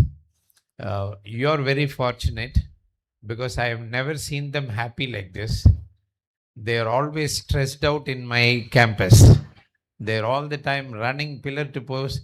I think they got a God-given opportunity to relax. I don't know whether they went for a mass spa or therapy for in God's own country. So I think this is God-given vacation for them. I'm very happy. In fact, I didn't even call the director, Anil Biji, because he will get frightened whether I'm going to give him some workload. So I made sure that I'm not touching all of them. I'm very glad that they were very resourceful. I got to know from Mr. Flammy that the engagement was very rewarding.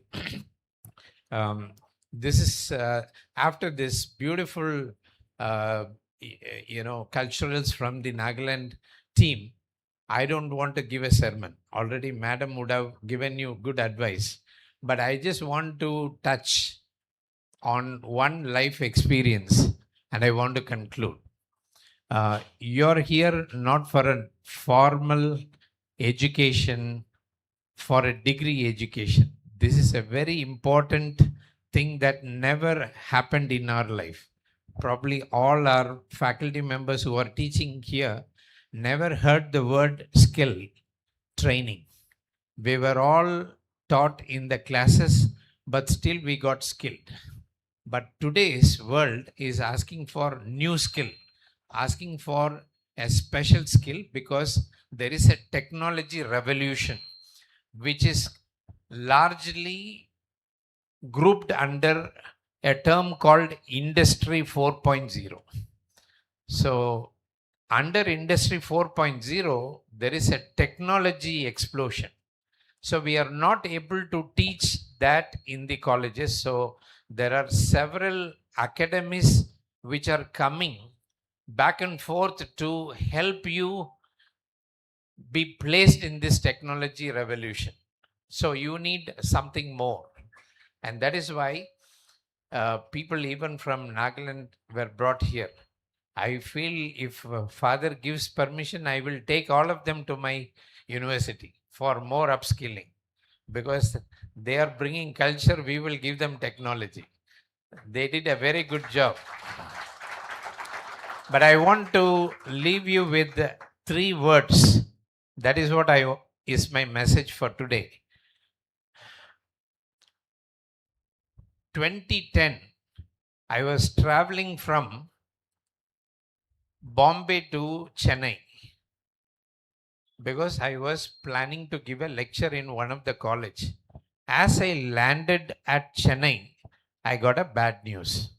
The news was my father-in-law got admitted to a local hospital which is not well equipped but had a massive heart attack. So what to do? Before I could reach, he was in ICU, ventilator, and my brother-in-law is a cardiologist, but he is sitting in US, he can't do anything.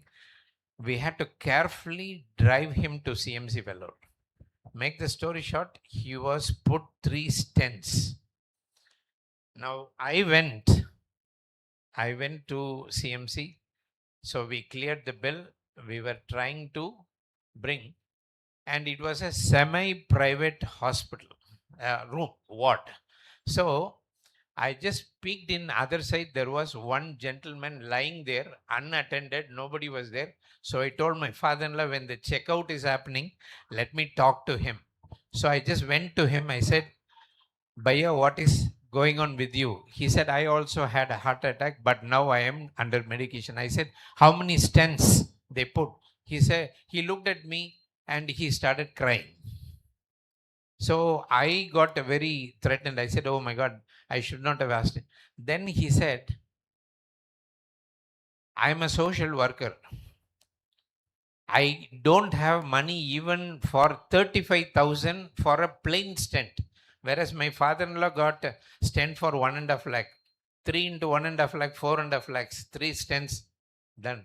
But a bare stent without even drug loading, he said 35,000 I don't have. So I said, what are you going to do? I requested the doctor to give me medicine so that I can live as long as possible. I don't want to borrow money. In case I die, my whole family will be in streets. So he said, just living on medicine. I almost cried. I almost cried. And when I came out, I was very, very choked because just because I had money, I was able to pay for my father-in-law. I was able to clear the bill. But 99% of Indian populace cannot afford a medication like that. So I was very much haunted in my spirit. This is the India where you're living. The affordable people can afford medicine, but we cannot do. And I am, as a respected father introduced me as a nanotechnologist. I was cursing myself. I said, what does my nanotechnology do in such a situation? To make the story short, in 3 months, I met with a cardiologist in Chennai and I asked him, look, I want to do something for this, which is affordable. If guys cannot pay 1.5 lakhs for one stent, then this is miserable. And he said, sir, don't go to government and all, wait for funding. Take this stents free of cost, do whatever you want.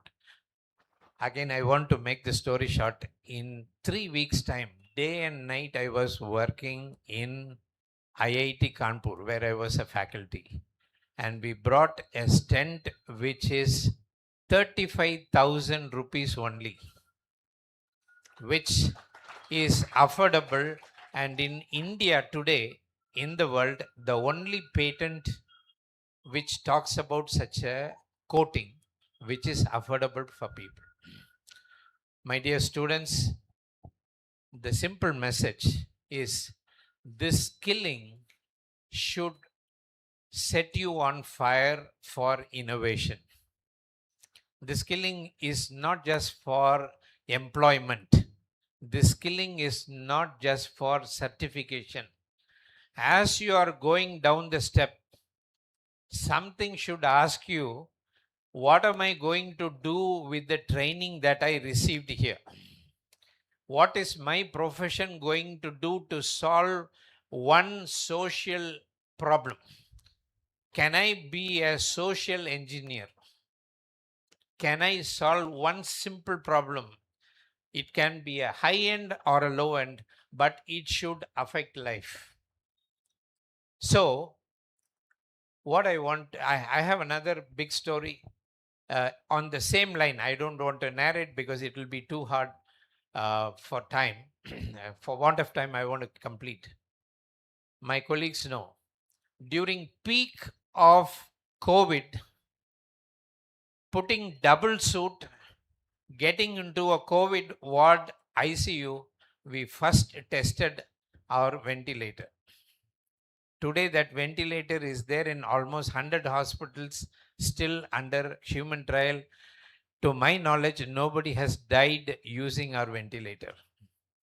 More than 5,000 people have benefited out of a low-cost ventilator, which is truly make in India, not borrow from here and there and put one canopy around that and say, okay, this is also our invention. No, no, no, no.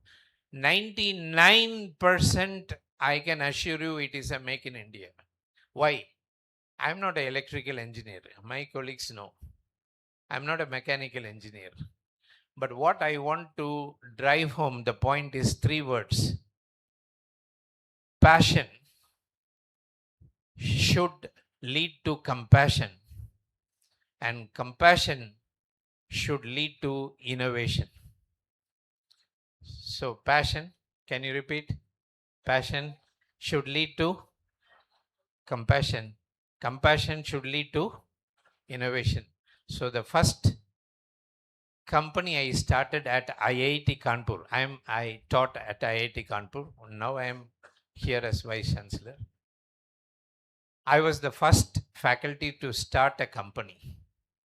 So the logo for the startup company that I had was innovation out of compassion. That is the logo. Innovation out of compassion. As you walk down the street, something should trouble you. It's not the billboard that should distract you. Something, when you're going in the flight, something should trouble you about what social engineering that you can do. It's not about being critical. He is not good. That is not good. This is not good. That is a different way of looking at it. But looking at the same problem, instead of being critical, can you become an answer? And this Skill India mission that our government has brought, our Prime Minister's vision about Skill India is very big. It is not for engineers. It is not for scientists.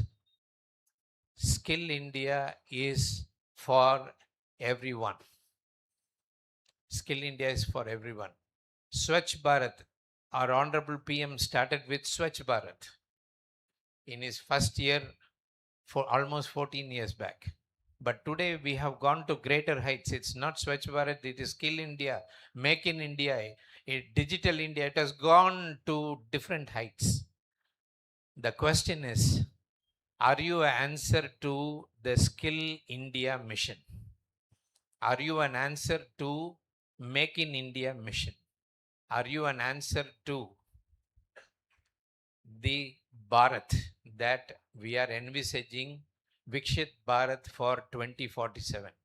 So NSA is not wasting time here trying to gather people and run something. We are desperately wanting to empower everybody. So I'm sure you would have heard a lot of good lectures, drone technology, oil and gas, and what is semiconductor. Oh, you are sparking me. If I start semiconductor, I'll give lecture. Okay, I'm coming straight from the semiconductor lab. But you guys have to come and see in PDEU what semiconductor technology is about. Today, PDEU is hosting more than 60 crore worth establishment facility, which is for semiconductor. And I'm just requesting the directors of NSA and also our president, party president Sumit George sir, that this should become a movement in Kerala also. Skilling of every kind, from a small capsule to bigger long duration skill courses we need to do. I just hope NSA will live up to this measure, because the challenge is very, very huge. But the point is, if you look at it, the challenge is that you have to be a lighthouse. Challenge in every sector is like you have to be lighthouse, but the mission is at least you can be a candle, if not be a lighthouse. So this NSA is all about torching each one of you to become a candle minimum. I'm so very thankful that this has happened during a time when we are on vacation, but we are all working. My colleagues are very terrified of how I will tax them when they are all coming back. I just hope they will live these beautiful days that they have spent in Kerala. I'm so very happy to Mr. Jose and Mr. Fleming. Let's give a big hand to both the directors, and also Dr. Chandran is not there. And it's our pleasure. See, PDU is running out of passion. You know, we have calls from every nook and corner. And even yesterday, I was with a bigger Japanese team. More than 11 member delegation was there. Idea was, they said, sir, you're a hub. Now, how many spokes you can create? I have a bigger burden. It's not about we, blowing our own trumpet and saying, oh, we are doing this. Nothing doing. Because government is wanting hub and spokes model. I'm very happy this NSA would definitely be a spokes. And similarly, we are trying to do it in Chhattisgarh. There is an opening in Haryana. There is an opening in Bihar. and everywhere. If you have a lead, especially a polytechnic or ITI, please let us know. We will see whether we can make it happen. At PDEU, we are trying to adopt 3 ITIs and empower them. Yesterday was a big day. 33 women were starting a 10-day course on solar rooftop training. I hope we will do that here also. So it is a endless mission. You never know where to start, where to end, because the need in India is more. So I hope you will flame your passion to compassion and let it really go down to the streets as innovation. Thank you so much.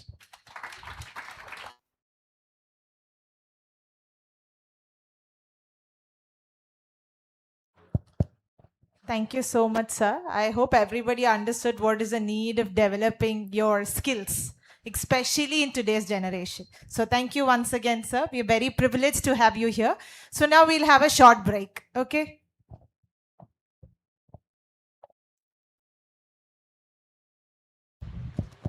We have teas and snacks arranged right behind. So all of you, please go there, have your tea and come back.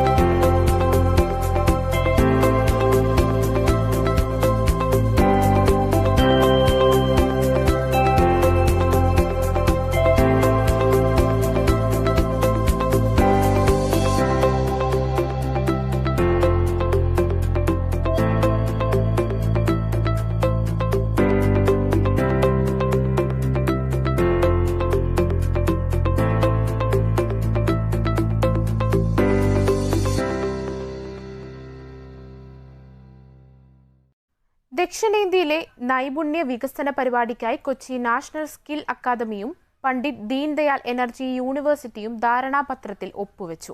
പുനരുപയോഗ ഊർജ്ജ മേഖലയിൽ പ്രത്യേക ശ്രദ്ധ കേന്ദ്രീകരിച്ച് ദക്ഷിണേന്ത്യയിലുടനീളം നൈപുണ്യ വികസന പരിപാടികൾ സംയുക്തമായി പ്രോത്സാഹിപ്പിക്കുന്നതിനായി കൊച്ചി നാഷണൽ സ്കിൽ അക്കാദമിയും അഹമ്മദാബാദിലെ പണ്ഡിറ്റ് ദീൻദയാൽ എനർജി യൂണിവേഴ്സിറ്റിയും ധാരണാപത്രത്തിൽ ഒപ്പുവെച്ചു. JG university president doctor MP Chandran, national skill academy director mister Flemy Abraham, national skill academy managing director mister Jose Mathew, national skill academy project head Sanju Mariam Saju എന്നിവരുടെ സാന്നിധ്യത്തിൽ director general doctor S Sundaran മനോഹരനും national skill academy director Ankita ഡേവും ഔപചാരികമായി ധാരണാപത്രം കൈമാറി.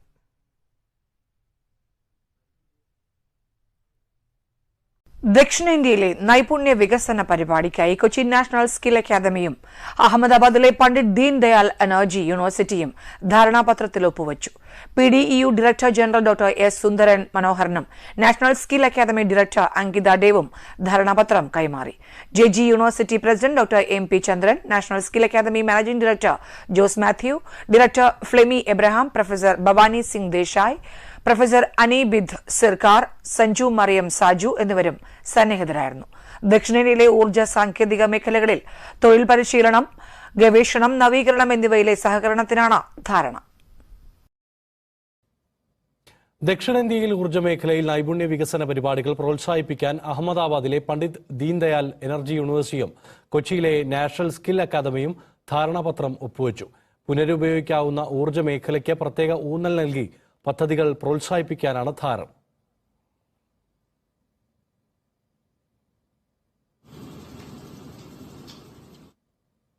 പുനരുപയോഗ ഊർജ്ജ മേഖലയിൽ ദക്ഷിണേന്ത്യയിലെമ്പാടും നൈപുണ്യ വികസന പരിപാടികൾ സംയുക്തമായി പ്രോത്സാഹിപ്പിക്കുന്നതിന് കൊച്ചി നാഷണൽ സ്കിൽ അക്കാദമിയും അഹമ്മദാബാദിലെ പണ്ഡിറ്റ് ദീൻദയാൽ എനർജി യൂണിവേഴ്സിറ്റിയും ധാരണാപത്രം ഒപ്പുവെച്ചു. JG university president doctor MP Chandran, national skill academy director Flemy Abraham, national skill academy managing director Jose Mathew, national skill academy project head Sanju Mariam Saju എന്നിവരുടെ സാന്നിധ്യത്തിലായിരുന്നു ഈ ചടങ്ങ്. ദക്ഷിണേന്ത്യയിലെ ഊർജ്ജ സാങ്കേതിക മേഖലകളിൽ തൊഴിൽ പരിശീലനം, ഗവേഷണം, നവീകരണം എന്നിവ മുന്നോട്ട് കൊണ്ടുപോകുന്നതിനുള്ള ചുവടുവെപ്പാണ് ഈ സഹകരണം. क्या आप सोच रहे हैं कि आपके 12वीं कक्षा के बाद या आपके ग्रेजुएशन के बाद ऐसे कौन से फील्ड में आप जाएं जिससे आपको आगे जाके जॉब प्लेसमेंट्स बहुत ज़्यादा मिल सकें? तो अब नेशनल स्किल्स एकेडमी कोच्चि में खुल गया है. यहाँ पे आपको ट्रेनिंग दी जाएगी सोलर पैनल्स के बारे में, renewable energies, resources, bio green hazards, waste management, सब कुछ मैरीटाइम्स भी. तो यहाँ आपको एक्सपर्ट्स, हर एक फील्ड के एक्सपर्ट्स आपको ट्रेन करेंगे. आपको ग्लोबल लैंग्वेजेस की भी ट्रेनिंग दी जाएगी ताकि आप पूरी तरीके से इक्विप हो जाएं फ्यूचर जॉब्स के लिए. आपको पता है कि आजकल हर चीज ग्रीन एनर्जी पे आ गया है. इलेक्ट्रिक व्हीकल से लेके सोलर पैनल्स हर घर के ऊपर दिख रहे हैं, पर इसकी जो अपॉर्चुनिटीज हैं उसको अभी तक टैप नहीं किया गया. तो अब आइए नेशनल स्किल एकेडमी में और जानिए कि इससे आपको क्या क्या फायदे हो सकते हैं, आप क्या क्या यहाँ सीख सकते हैं और आपको आगे जाके क्या क्या अपॉर्चुनिटीज मिलेंगी. नेशनल स्किल एकेडमी के सर्टिफिकेशंस यूनिवर्सिटी एक्रेडिटेड और एफिलिएटेड हैं ताकि आपको यहाँ के कोर्सेज करने के बाद सर्टिफिकेट के साथ आप दुनिया के किसी भी कोने में जॉब ढूंढ सकते हैं. Hi, so are you someone who is looking forward to what to do in your career? Are you stuck at any point after your 12th, your graduation or your post-graduation? Or you want to pivot from what you have already selected? Now, National Skill Academy has opened doors in Kochi. Here you will be trained in courses that is most sought after, like renewable energy and resources like solar, like green hydrogen, like bio waste management and maritime. Here, all the courses are accredited and affiliated from university. You will be taught by the experts in each field, and you will also be given training in global languages, which equips you to go out abroad or either work in India with any language skill that you possess. All these courses are accredited and affiliated from the university, and you will be given hands-on training as internship outside Kerala as well. So at this point of time, you very well are aware that most of the houses in future will be equipped with solar panels, and you will be knowing someone or you're going to drive an electric car sooner or later. So one of the most biggest job opportunities that has opened up is for technicians in renewable resources energy management. Here at National Skill Academy, you will be given hands-on training from the experts in each field for solar panel installation, for energy management, for green hydrogen management, and even semiconductor technology. So National Skill Academy has opened in Kalur, in the heart of the city, which is very well connected through metro and via every bus route. So National Skill Academy has opened doors in Kalur, Ernakulam, Kochi. This place is very well connected through metro and via bus routes. So this academy is very spacious with integrated lab and all the hands-on training from all the experts you can ever get. Hi sir, welcome to the show. Sir, ഒരു university നടത്തുന്നുണ്ട്, അതിൻ്റെ കൂടെ ഒരു school നടത്തുന്നുണ്ട്, ഏകദേശം 15,000 students അതിലുണ്ട്. എന്നിട്ടൊരു academy തുടങ്ങാനുള്ള തീരുമാനം എവിടെ നിന്നായിരുന്നു? ഞാൻ കേരളത്തിൽ പോയിട്ട് 30 വർഷമായി. ഗുജറാത്തിൽ സ്കൂളും കോളേജും യൂണിവേഴ്സിറ്റിയൊക്കെ സ്ഥാപിച്ചു. അതിനു മുന്നേ ഞാൻ പബ്ലിക് സെക്ടറിലും പ്രൈവറ്റ് സെക്ടറിലും മൾട്ടിനാഷണലും ജോലി ചെയ്തിരുന്നു. അപ്പോൾ കേരളത്തിൽ ചില മാറ്റം 2-3 വർഷമായിട്ട് ചെയ്യുന്നുണ്ട്. ഇൻഡസ്ട്രിയലൈസേഷനും വേണ്ടിയിട്ടും കുറച്ച് പുരോഗമന പദ്ധതി ഗവൺമെൻറ് കൊണ്ടുവരുന്നുണ്ട്. അപ്പോൾ ഞാൻ വിചാരിച്ചു നമുക്ക് എഡ്യൂക്കേഷൻ ആണ് എൻ്റെ ഫോർട്ടെ, അത് കേരളത്തിലെന്തെങ്കിലും ചെയ്യാൻ പറ്റുമെങ്കിൽ ചെയ്യാമെന്ന് വിചാരിച്ചു. കേരളത്തിൻ്റെ പ്രൈവറ്റ് യൂണിവേഴ്സിറ്റി ബില്ലും കണ്ടു. അപ്പോൾ അത് അംഗീകരിച്ചിട്ട് യൂണിവേഴ്സിറ്റിയുടെ അപ്രൂവൽ വരുമ്പോൾ ഒരുപാട് സമയമെടുക്കും. അതിന് മുന്നേ നമുക്കൊരു സ്കിൽ അക്കാഡമി തുടങ്ങാമെന്ന് വിചാരിച്ചു. കാരണം that is the need of the hour for Kerala especially and India in general. അവിടെയാണ് ജോലിയുള്ളത്. അടുത്ത് കേട്ടതാണ് 2030ഓടെ 500 gigawatt non fossil fuel energy ആണ് ഇന്ത്യ ലക്ഷ്യം വെക്കുന്നത് എന്നുള്ളത്. ഇതൊരു വലിയ വിഷനാണല്ലോ. സാറിൻ്റെ നാഷണൽ സ്കിൽ അക്കാദമിയിലെ സ്റ്റുഡൻസിലൂടെ സാർ അതിലേക്ക് കോൺട്രിബ്യൂഷൻ എങ്ങനെയാണ് ചെയ്യാൻ ആഗ്രഹിക്കുന്നത്? ഇപ്പം ഈ റിന്യൂവബിൾ എനർജിക്ക് വേണ്ടിയിട്ടുള്ള സ്കിൽഡ് പേഴ്സൺ ഇല്ല, ഇന്ത്യയിൽ തന്നെ ഇല്ല. അപ്പോൾ കേരളം ആണ് ഓൾവേസ് ലിറ്ററസിയിൽ ഫസ്റ്റ് ഫോർഫ്രണ്ടിൽ കേരളമാണ്. അതുകൊണ്ട് ഇവിടുത്തെ കുട്ടികളെ നമ്മൾ ആ ടുമോറോ സ്കില്ലിന് വേണ്ടിയിട്ട് ട്രെയിൻ ചെയ്തിട്ട് അതിൽ കോൺട്രിബ്യൂഷൻ ചെയ്തു. അവർ people would be contributing to realising this dream. Okay, നമ്മൾ റിന്യൂവബിൾ എനർജീസിനെ പറ്റി നമ്മൾ ജസ്റ്റ് പേര് കേട്ടിട്ടുണ്ട്, പക്ഷെ നമുക്ക് കൃത്യമായിട്ടൊരു ധാരണ ഇല്ലാതെ എന്താണെന്നുള്ളത്. അപ്പോൾ അതെന്താണെന്നൊന്ന് പറഞ്ഞുതരുമോ? ഞാൻ എനർജിയെ പറ്റി പറയാം. ഓക്കെ, നമ്മൾ എനർജിയെ പറ്റി വിചാരിക്കുമ്പോൾ ആദ്യം വരുന്നത് ഇലക്ട്രിസിറ്റിയാണ്. ഇലക്ട്രിസിറ്റി ട്രഡീഷണൽ നോക്കിയാൽ കോൾ ബേസ്ഡ് ജനറേഷനാണ് കാണുന്നത്. കോൾ ബേസ്ഡ് ജനറേഷന് ഒരു വലിയ സ്ഥാപനം വേണം. അപ്പോൾ coal based generation of electricity power പ്രൊജക്റ്റുകളുണ്ട്. വലിയ പവർ പ്രൊജക്റ്റുള്ള ജനറേറ്റിംഗ് മാനുഫാക്ചറിങ് സ്ഥലം ഒരു സ്ഥലത്തായിരിക്കും. അതിനുശേഷം ഡിസ്ട്രിബ്യൂഷൻ നമ്മൾ സിറ്റിയിലും വില്ലേജിലും കൊടുക്കാൻ അതിനുവേണ്ടി ഡിസ്ട്രിബ്യൂഷൻ കമ്പനി ഉണ്ട്. For example Kerala electricity board. അപ്പോൾ കോൾ ഉപയോഗിച്ചിട്ട്, കോൾ എന്ന് പറഞ്ഞാൽ ഹൈലി പൊള്യൂട്ടിങ് റോ മെറ്റീരിയലാണ്. അത് ഉപയോഗിച്ചിട്ട് നമ്മൾ ഇലക്ട്രിസിറ്റി ഉത്പാദിപ്പിക്കുക. ആ ഇലക്ട്രിസിറ്റി ഡിസ്ട്രിബ്യൂഷന് വേണ്ടി ഡിസ്ട്രിബ്യൂഷൻ കമ്പനിയിൽ ട്രാൻസ്മിഷൻ ലൈൻസിൽ കൂടെ വരുന്നുണ്ട്. അപ്പോൾ ഒരു ലോസ് ഓഫ് പവർ ഉണ്ട്. ഇവിടെ 100 യൂണിറ്റ്സ് ജനറേറ്റ് ചെയ്യുന്നുണ്ടെങ്കിൽ ഡിസ്ട്രിബ്യൂഷൻ കമ്പനിയിലെത്തുമ്പോൾ ഒരു 13-15% അത് കുറയും. അപ്പോൾ 100 യൂണിറ്റ് ഉണ്ടാക്കുന്നത് 87 യൂണിറ്റേ ഡിസ്ട്രിബ്യൂഷൻ കമ്പനിയിലെത്തുള്ളൂ. ഡിസ്ട്രിബ്യൂഷൻ കമ്പനി ഒരു വലിയ വൈഡ് ഏരിയയിലാണ് വീട്ടിലും കൊമേഴ്ഷ്യൽ എസ്റ്റാബ്ലിഷ്മെൻറ്റിലും ഇൻഡസ്ട്രിയിലും ഡിസ്ട്രിബ്യൂട്ട് ചെയ്യുന്നത്. ആ ഡിസ്ട്രിബ്യൂട്ട് ചെയ്യുമ്പോൾ ഒരു 15-20% പിന്നെയും ഡിസ്ട്രിബ്യൂഷൻ ലോസ് ആകും. അപ്പോൾ 100 യൂണിറ്റ്സ് ഉണ്ടാക്കിയാൽ നമുക്ക് കിട്ടുന്നത് 65-70 യൂണിറ്റ് മാത്രമേ ഉള്ളൂ. അപ്പോൾ there is a loss of power generated from transmission to user. So there is an inefficiency. So wherever there is inefficiency, there is possibility of new things and disruption. That is how people started researching on renewable, means energy with raw material that is always available. You can reuse it again. When you think of reusable energy, you are looking at raw materials like sunlight, wind, or water. So you can create hydropower from water, you can create wind energy from wind turbines, and solar energy which is available throughout at no cost, even at your home. So this is renewable energy which is non-polluting and which has no raw material cost at all. That is renewable energy, and that is where the world moves. With the new central government policy of taking rooftop solar to every home by 2025, there are tremendous opportunities in a warm country like India. Okay, നമ്മൾ renewable എനർജീസിനെ പറ്റി നമ്മൾ just പേര് കേട്ടിട്ടുണ്ട്, പക്ഷെ നമുക്ക് കൃത്യമായിട്ടൊരു ധാരണ ഇല്ലാതെ എന്താണെന്നുള്ളത്. അപ്പോൾ അതെന്താണെന്നൊന്ന് പറഞ്ഞുതരുമോ? ഞാൻ എനർജിയെ പറ്റി പറയാം. ഓക്കെ, നമ്മൾ എനർജിയെ പറ്റി വിചാരിക്കുമ്പോൾ ആദ്യം വരുന്നത് ഇലക്ട്രിസിറ്റിയാണ്. ഇലക്ട്രിസിറ്റി ട്രഡീഷണൽ നോക്കിയാൽ കോൾ ബേസ്ഡ് ജനറേഷനാണ് കാണുന്നത്. കോൾ ബേസ്ഡ് ജനറേഷന് ഒരു വലിയ സ്ഥാപനം വേണം. അപ്പോൾ coal based generation of electricity power പ്രൊജക്റ്റുകളുണ്ട്. വലിയ പവർ പ്രൊജക്റ്റുള്ള ജനറേറ്റിംഗ് മാനുഫാക്ചറിങ് സ്ഥലം ഒരു സ്ഥലത്തായിരിക്കും. അതിനുശേഷം ഡിസ്ട്രിബ്യൂഷൻ നമ്മൾ സിറ്റിയിലും വില്ലേജിലും കൊടുക്കാൻ അതിനുവേണ്ടി ഡിസ്ട്രിബ്യൂഷൻ കമ്പനി ഉണ്ട്. For example Kerala electricity board. അപ്പോൾ കോൾ ഉപയോഗിച്ചിട്ട്, കോൾ എന്ന് പറഞ്ഞാൽ ഹൈലി പൊള്യൂട്ടിങ് റോ മെറ്റീരിയലാണ്. അത് ഉപയോഗിച്ചിട്ട് നമ്മൾ ഇലക്ട്രിസിറ്റി ഉത്പാദിപ്പിക്കുക. ആ ഇലക്ട്രിസിറ്റി ഡിസ്ട്രിബ്യൂഷന് വേണ്ടി ഡിസ്ട്രിബ്യൂഷൻ കമ്പനിയിൽ ട്രാൻസ്മിഷൻ ലൈൻസിൽ കൂടെ വരുന്നുണ്ട്.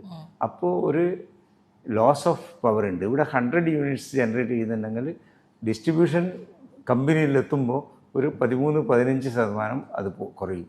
അപ്പോൾ 100 യൂണിറ്റ് ഉണ്ടാക്കുന്നത് 87 യൂണിറ്റേ ഡിസ്ട്രിബ്യൂഷൻ കമ്പനിയിലെത്തുള്ളൂ. ഡിസ്ട്രിബ്യൂഷൻ കമ്പനി ഒരു വലിയ വൈഡ് ഏരിയയിലാണ് വീട്ടിലും കൊമേഴ്ഷ്യൽ എസ്റ്റാബ്ലിഷ്മെൻറ്റിലും ഇൻഡസ്ട്രിയിലും ഡിസ്ട്രിബ്യൂട്ട് ചെയ്യുന്നത്.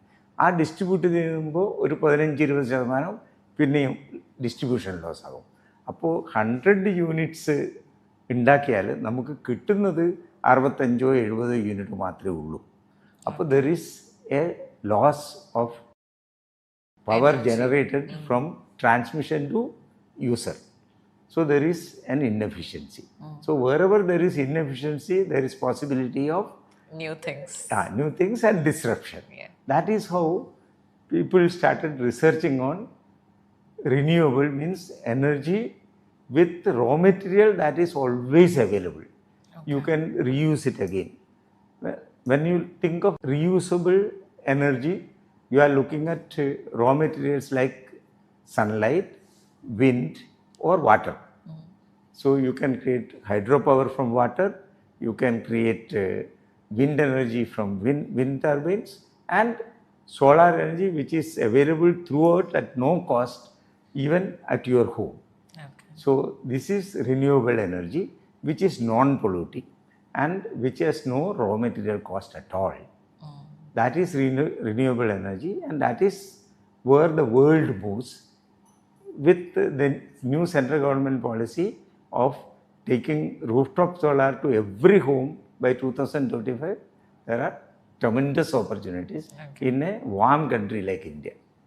ഓക്കെ, ഇതൊരു ബ്ലൂ കോളർ ജോബിനും കൂടെയുള്ള പോസിബിലിറ്റി ആണല്ലോ ഇതിലൂടെ ഉണ്ടാക്കാൻ ശ്രമിക്കുന്നത്. അതെന്താ അങ്ങനെ ഒരു ഫോക്കസ് പോയത്? ഞാൻ ഇനി ഒരിക്കലും ബ്ലൂ കോളറും വൈറ്റ് കോളറായിട്ട് ഡിഫറൻഷ്യേറ്റ് ചെയ്യില്ല. ഞാൻ എബ്രോഡിൽ ജോലി ചെയ്തിരുന്നു. അവിടെ ജോലി ചെയ്യേണ്ടത് white കോളറായിരുന്നു. I was looking after strategy for a big, large multinational company. പക്ഷേ വീട്ടിൽ വന്നാൽ പ്ലംബിങ്ങിന് ചെയ്യാൻ, ഇലക്ട്രിസിറ്റി പോയാലും രാത്രി ഭക്ഷണം കഴിച്ചതിന് ശേഷം പ്ലേറ്റ് തുറക്കാനും എനിക്ക് തന്നെ ചെയ്യണം. അപ്പോൾ ബ്ലൂ കോളർ വീട്ടിലും വൈറ്റ് കോളർ പുറത്തുമായിരുന്നു. Now those days of white collar and blue collar jobs are over. What you need is skill. And skill, if you call blue collar. But that is where you have got money, you have got opportunities. അതുകൊണ്ട് നമുക്കിത് മറക്കണം. ഈ white കോളറും blue കോളറും ഉള്ള വ്യത്യാസം നമുക്ക് മറക്കണം. Sir, ഇങ്ങനെ ഒരു വലിയ അക്കാദമിയുമായിട്ട് നമ്മളുടെ കേരളത്തിലേക്ക് സാർ വരുന്ന സമയത്ത് എന്ത് മാറ്റമാണ് സാർ ഇവിടെ ഉണ്ടാക്കാൻ ശ്രമിക്കുന്നത്? ഞാൻ ഉണ്ടാക്കുന്ന സ്കിൽഡ് വർക്ക് ഫോഴ്സ് ഉണ്ടാക്കാനാണ്. Kerala should be able to provide skilled workforce not only to India but to the whole world itself. ഒരു സമയത്ത് ടീച്ചേഴ്സും നേഴ്സസും കേരളത്തിലാണ് ലോകത്തിൽ എവിടെയും പോയിരുന്നത്. ട്രേഡേഴ്സും ഉണ്ടായിരുന്നു. We lost it somewhere. Now these are areas where there is a lot of growth. For example, renewable energy is the buzzword everywhere in the world. If you can create those skilled people in Kerala, Kerala would get back those great days again. India is rising as one of the world's largest economies. And with this growth comes a powerful demand for skilled professionals in renewable energy, AI, and technology. Introducing the National Skill Academy. At NSA, we focus on high-demand industries like solar energy and petroleum engineering, offering hands-on training, real-world experience, and industry-recognized certifications. Our solar PV installer Surya Mitra program equips you with the skills to design, install, and maintain rooftop solar systems. The Solar PV Installation Assistant course builds strong foundational knowledge in solar installation and field operations. We also offer petroleum engineering with geological foundations, where you learn the essentials of oil exploration, geological analysis, and energy resource management.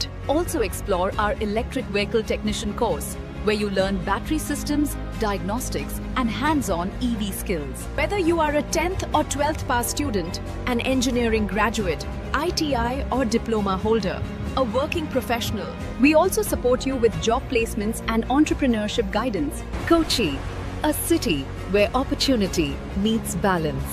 With excellent connectivity and well-developed infrastructure, Kochi ensures that educational resources are always within reach.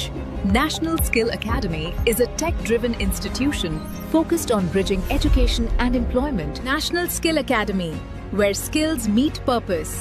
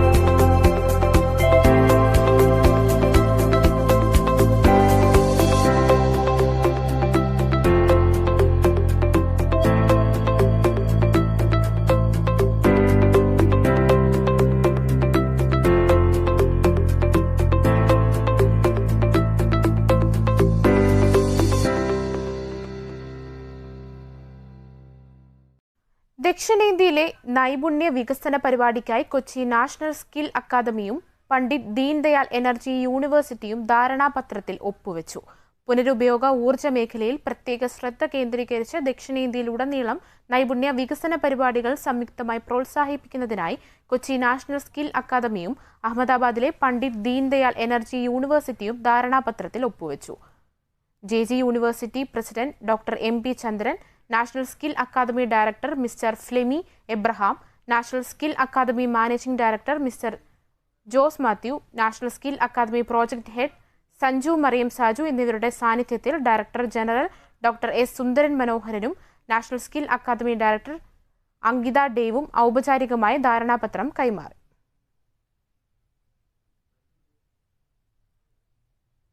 ദക്ഷിണേന്ത്യയിലെ നൈപുണ്യ വികസന പരിപാടിക്കായി Kochi national skill അക്കാദമിയും അഹമ്മദാബാദിലെ Pandit Deendayal energy യൂണിവേഴ്സിറ്റിയും ധാരണാപത്രത്തിൽ ഒപ്പുവച്ചു.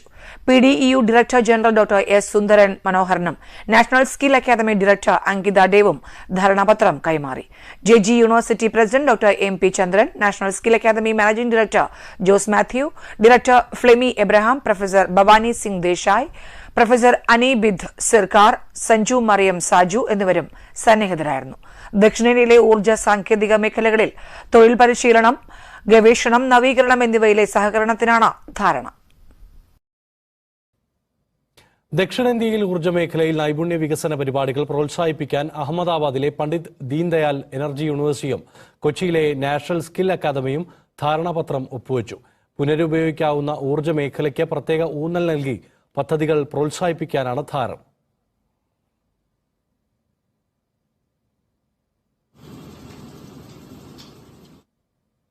പുനരുപയോഗ ഊർജ്ജ മേഖലയിൽ ദക്ഷിണേന്ത്യയിലെമ്പാടും നൈപുണ്യ വികസന പരിപാടികൾ സംയുക്തമായി പ്രോത്സാഹിപ്പിക്കുന്നതിന് കൊച്ചി നാഷണൽ സ്കിൽ അക്കാദമിയും അഹമ്മദാബാദിലെ പണ്ഡിറ്റ് ദീൻദയാൽ എനർജി യൂണിവേഴ്സിറ്റിയും ധാരണാപത്രം ഒപ്പുവെച്ചു.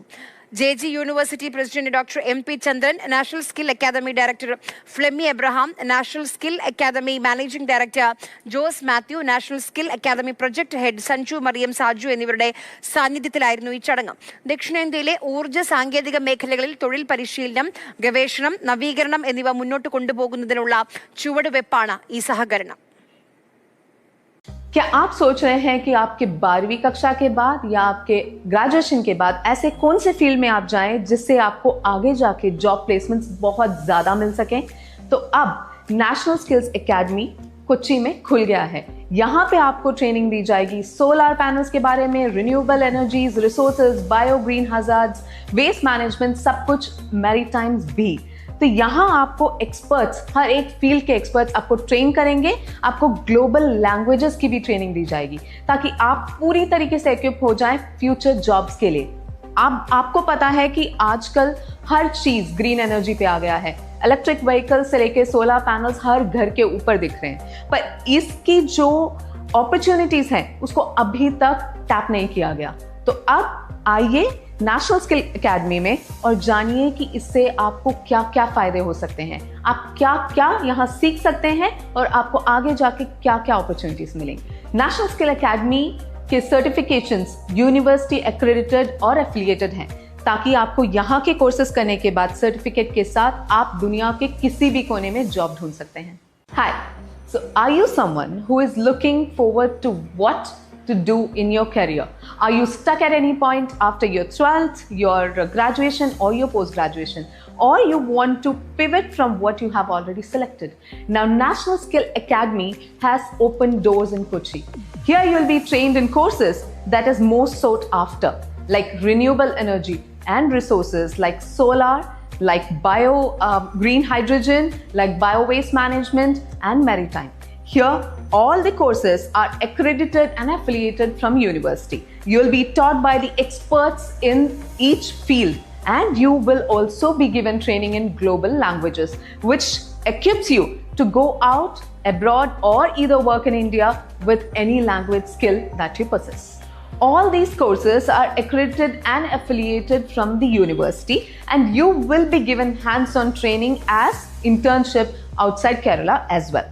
So at this point of time, you very well are aware that most of the houses in future will be equipped with solar panels, And you will be knowing someone or you're going to drive an electric car sooner or later. So one of the most biggest job opportunities that has opened up is for technicians in renewable resources energy management. Here at National Skill Academy, you will be given hands-on training from the experts in each field for solar panel installation, for energy management, for green hydrogen management, and even semiconductor technology. So National Skill Academy has opened in Kalur, in the heart of the city, which is very well connected through metro and via every bus route. The National Skill Academy has opened doors in Kalur, Ernakulam, Kochi. This place is very well connected through metro and via bus routes. So this academy is very spacious with integrated lab and all the hands-on training from all the experts you can ever get. Hi sir, welcome to the show. Sir ഒരു university നടത്തുന്നുണ്ട്, അതിൻ്റെ കൂടെ ഒരു school നടത്തുന്നുണ്ട്, ഏകദേശം 15,000 students അതിലുണ്ട്.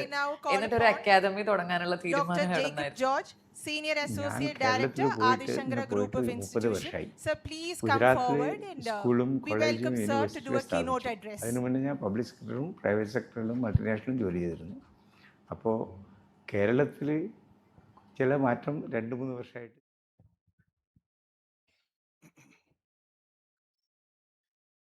My dear friends, dear colleagues,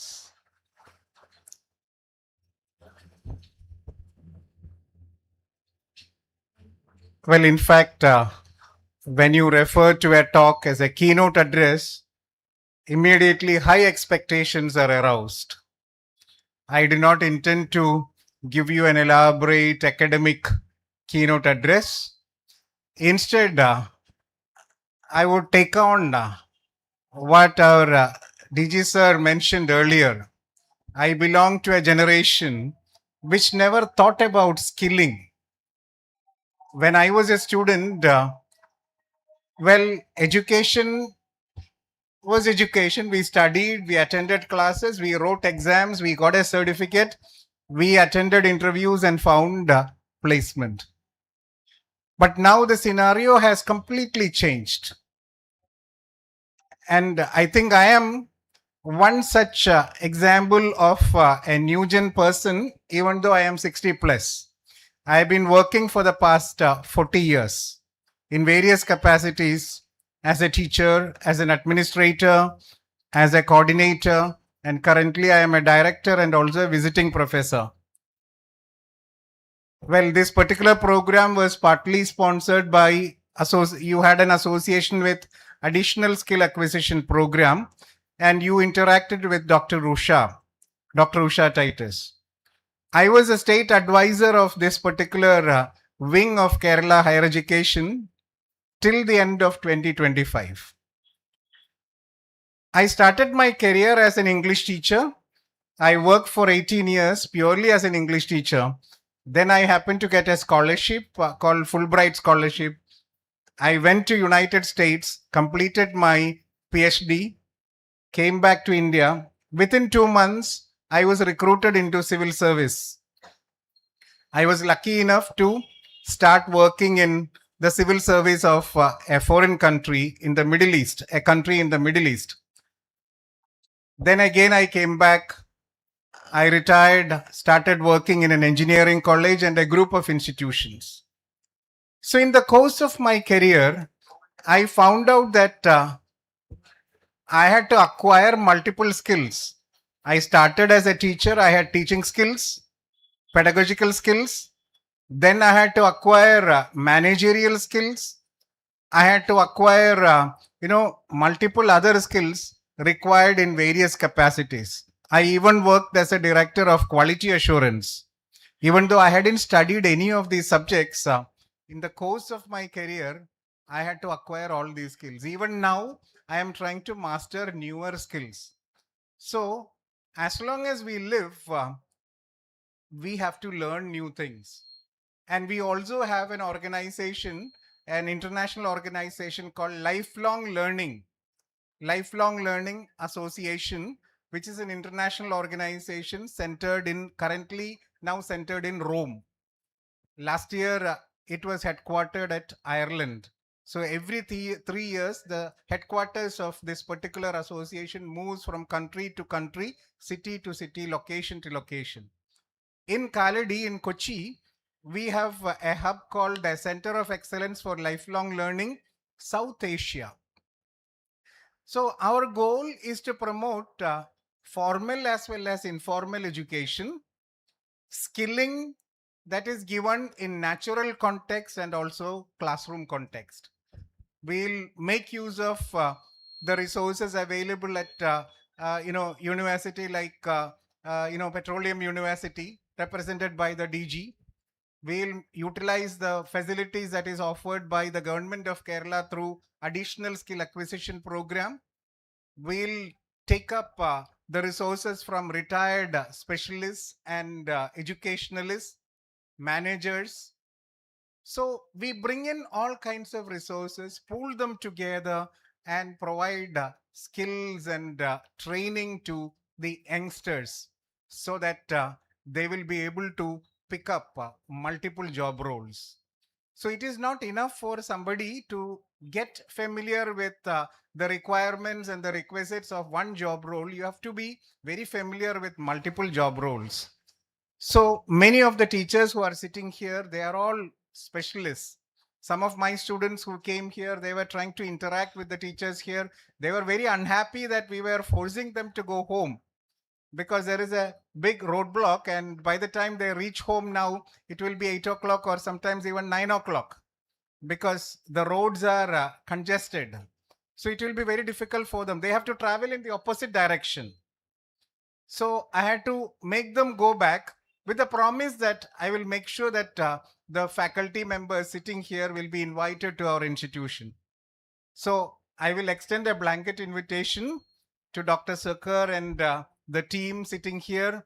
Please come over to our institution. Not only to our institution, we have several institutions spread across Kerala at strategic centers. So let the courses of your university take root in all these places.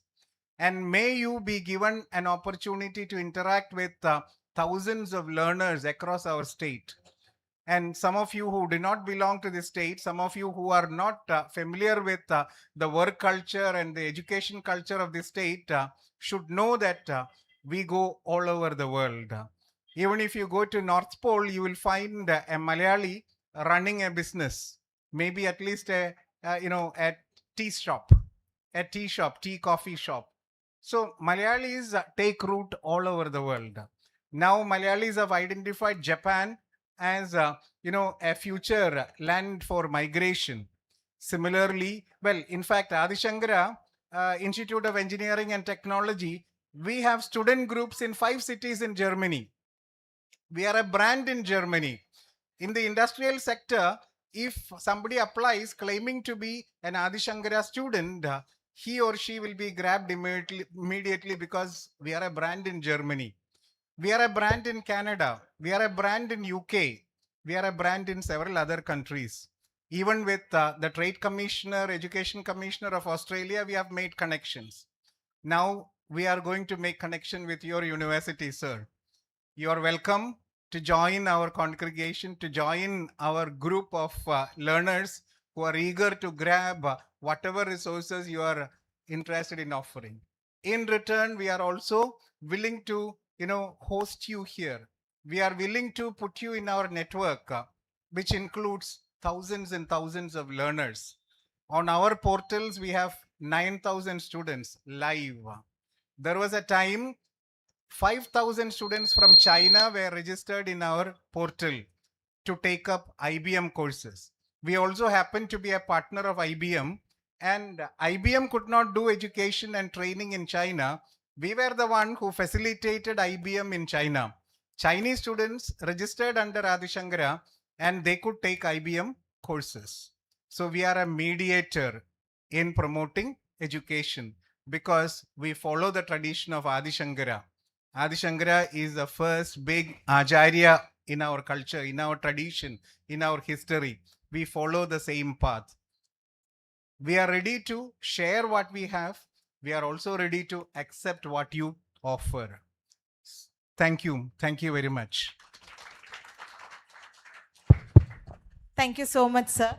So as we are running out of time and sir wants to leave, so I would just call DG sir to the stage to give few certificates for our students.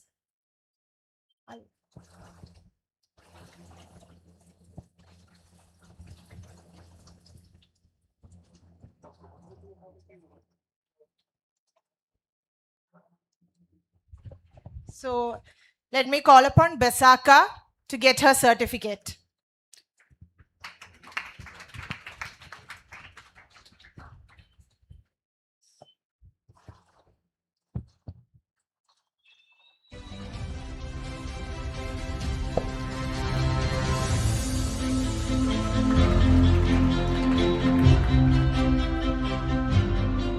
Indira.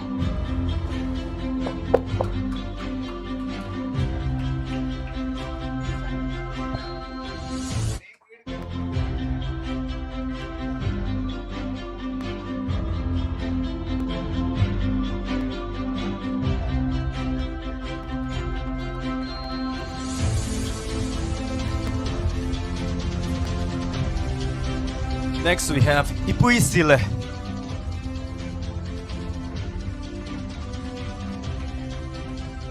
Next we have Nikitonio Rame.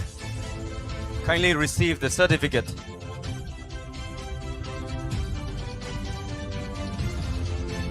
Followed by Yang Semong Stephen T. Sangtam.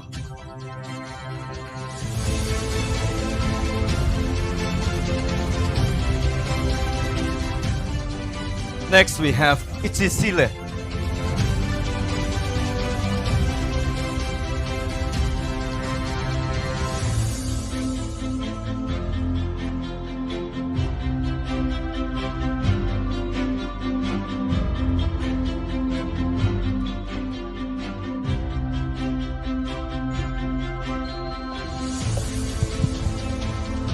Now I call upon Flemmy sir and Joe sir to give the certification of appreciation to the PDEU faculties.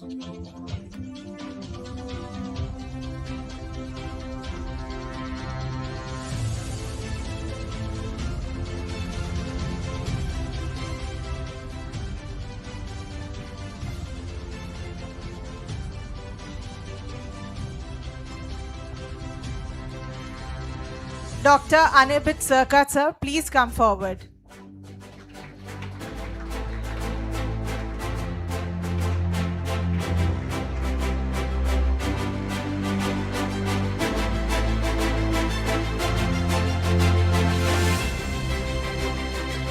Dr. Hari S.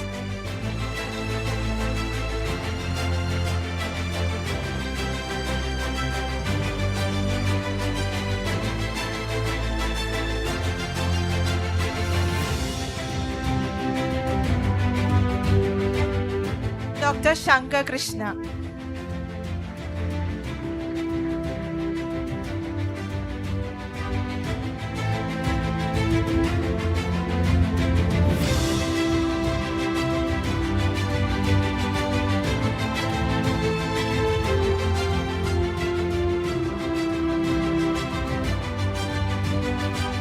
Dr. Vivek.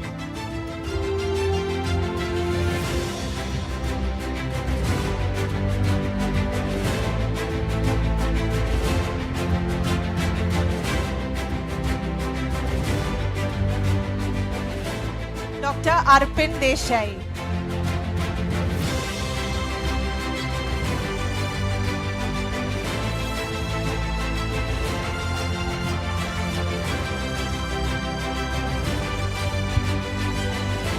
Dr. Ankur Chankela.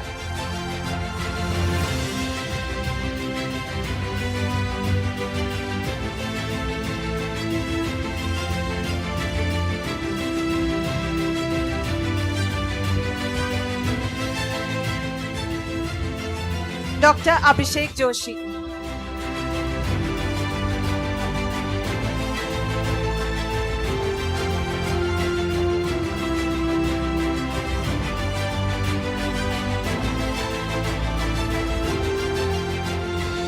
Dr. Rebecca.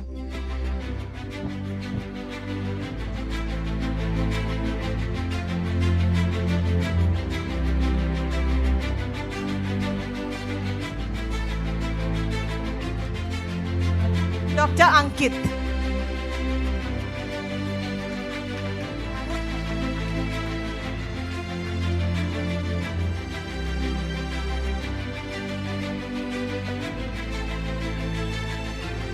Mr. Kartavya.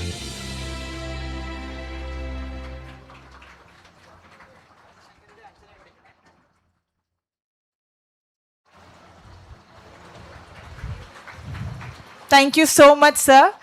To all the faculties who's been here with us for the 3 days, you did a very, very great job, and we are all sincerely thankful to you for being there in our academy. Yeah. So I now request our fathers to come forward. Also Jacob, sir.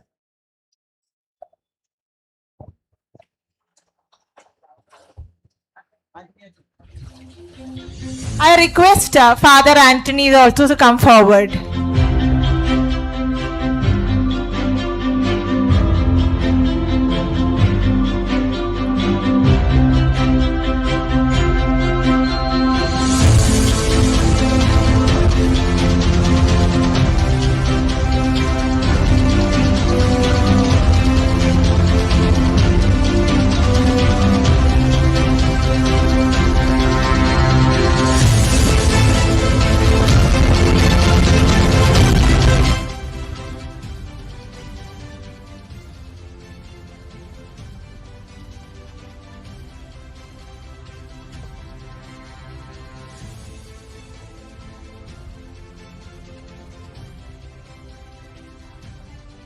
I now request Mr. Sumit George to come forward to get your memento.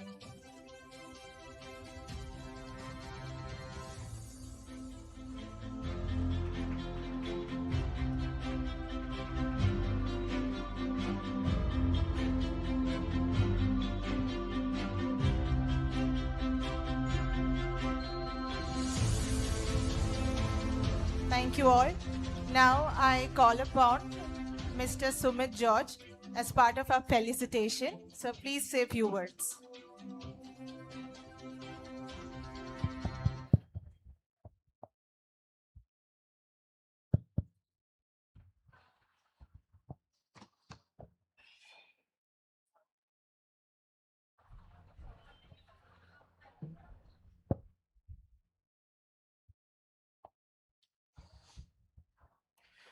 Good afternoon, everyone.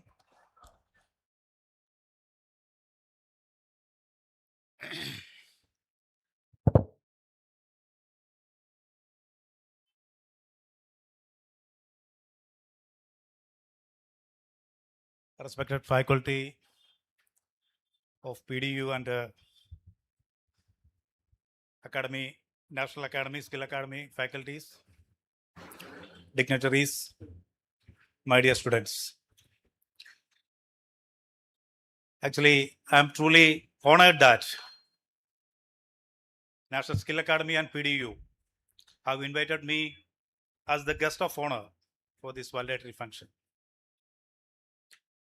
In these 3 days, we all know you have been introduced 4 technologies that will define our future.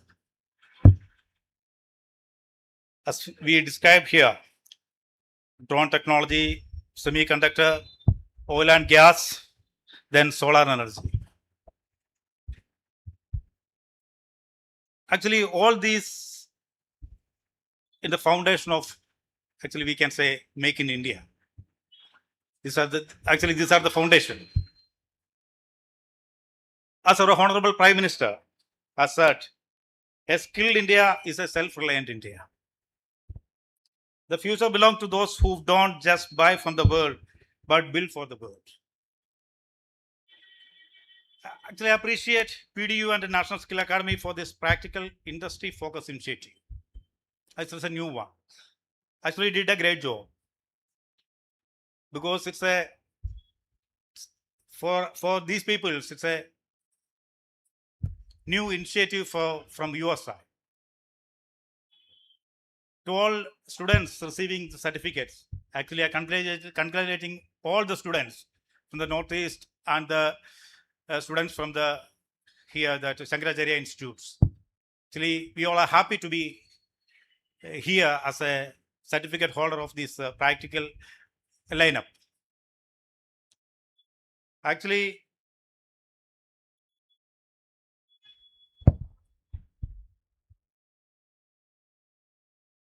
this type initiative, as per our DG's told, actually he is very interested to be in Kerala and all other states.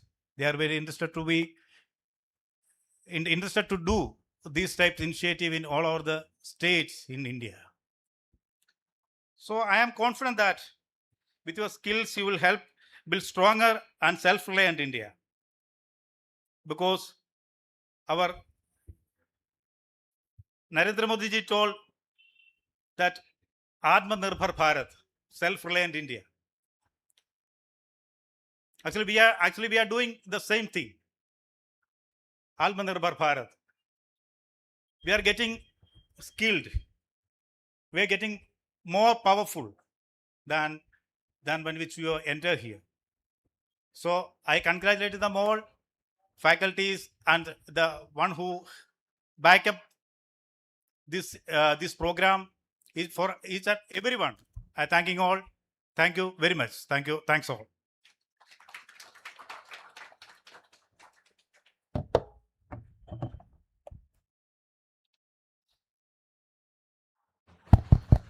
I now call upon Father Francis to say a few words.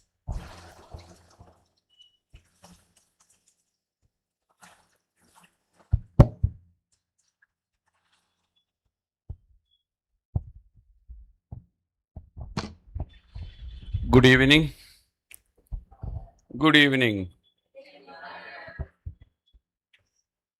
As we come to this final phase of being together, I wanted to take these three words: national, skill, and academy.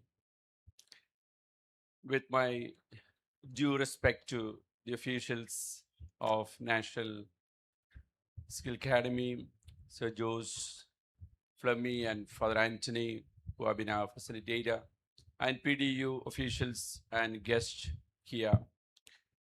I have this to say. Here it is written, bridging the Northeast, but it has been specifically bridging the West and the East. Gujarat on the one side and Nagaland on the other side. And taking this first word, being national, is a very big challenge at this time. Geographically, it's true, we are very national. Nagaland is very much part of the nation. But when it comes to this question of this presentation and 3 days, we will see for sure that being national is one of the biggest challenge. I've been part of this initiating education in the eastern border, the border of India and Myanmar, very close to the hill, the highest peak in Nagaland, Saramati, where one of our students come from, where we had that time 17 hours of rough road drive from the main town, and let's call it the only town in Nagaland, comparatively the only town that we can call. Now, being national is a challenge when I say it's about bridging the gap of the rich and poor, the privileged and the underprivileged, the educated and the uneducated, with no blame to anybody. The challenge for the present generation is to fill this gap. On my part, I asked PDEU what could be the connect between the present situation and the expected situation or the facility that they have in their hands in Gujarat. I'm sure skills are not rare. But when it comes to question of being national and being academic, it's a big challenge again.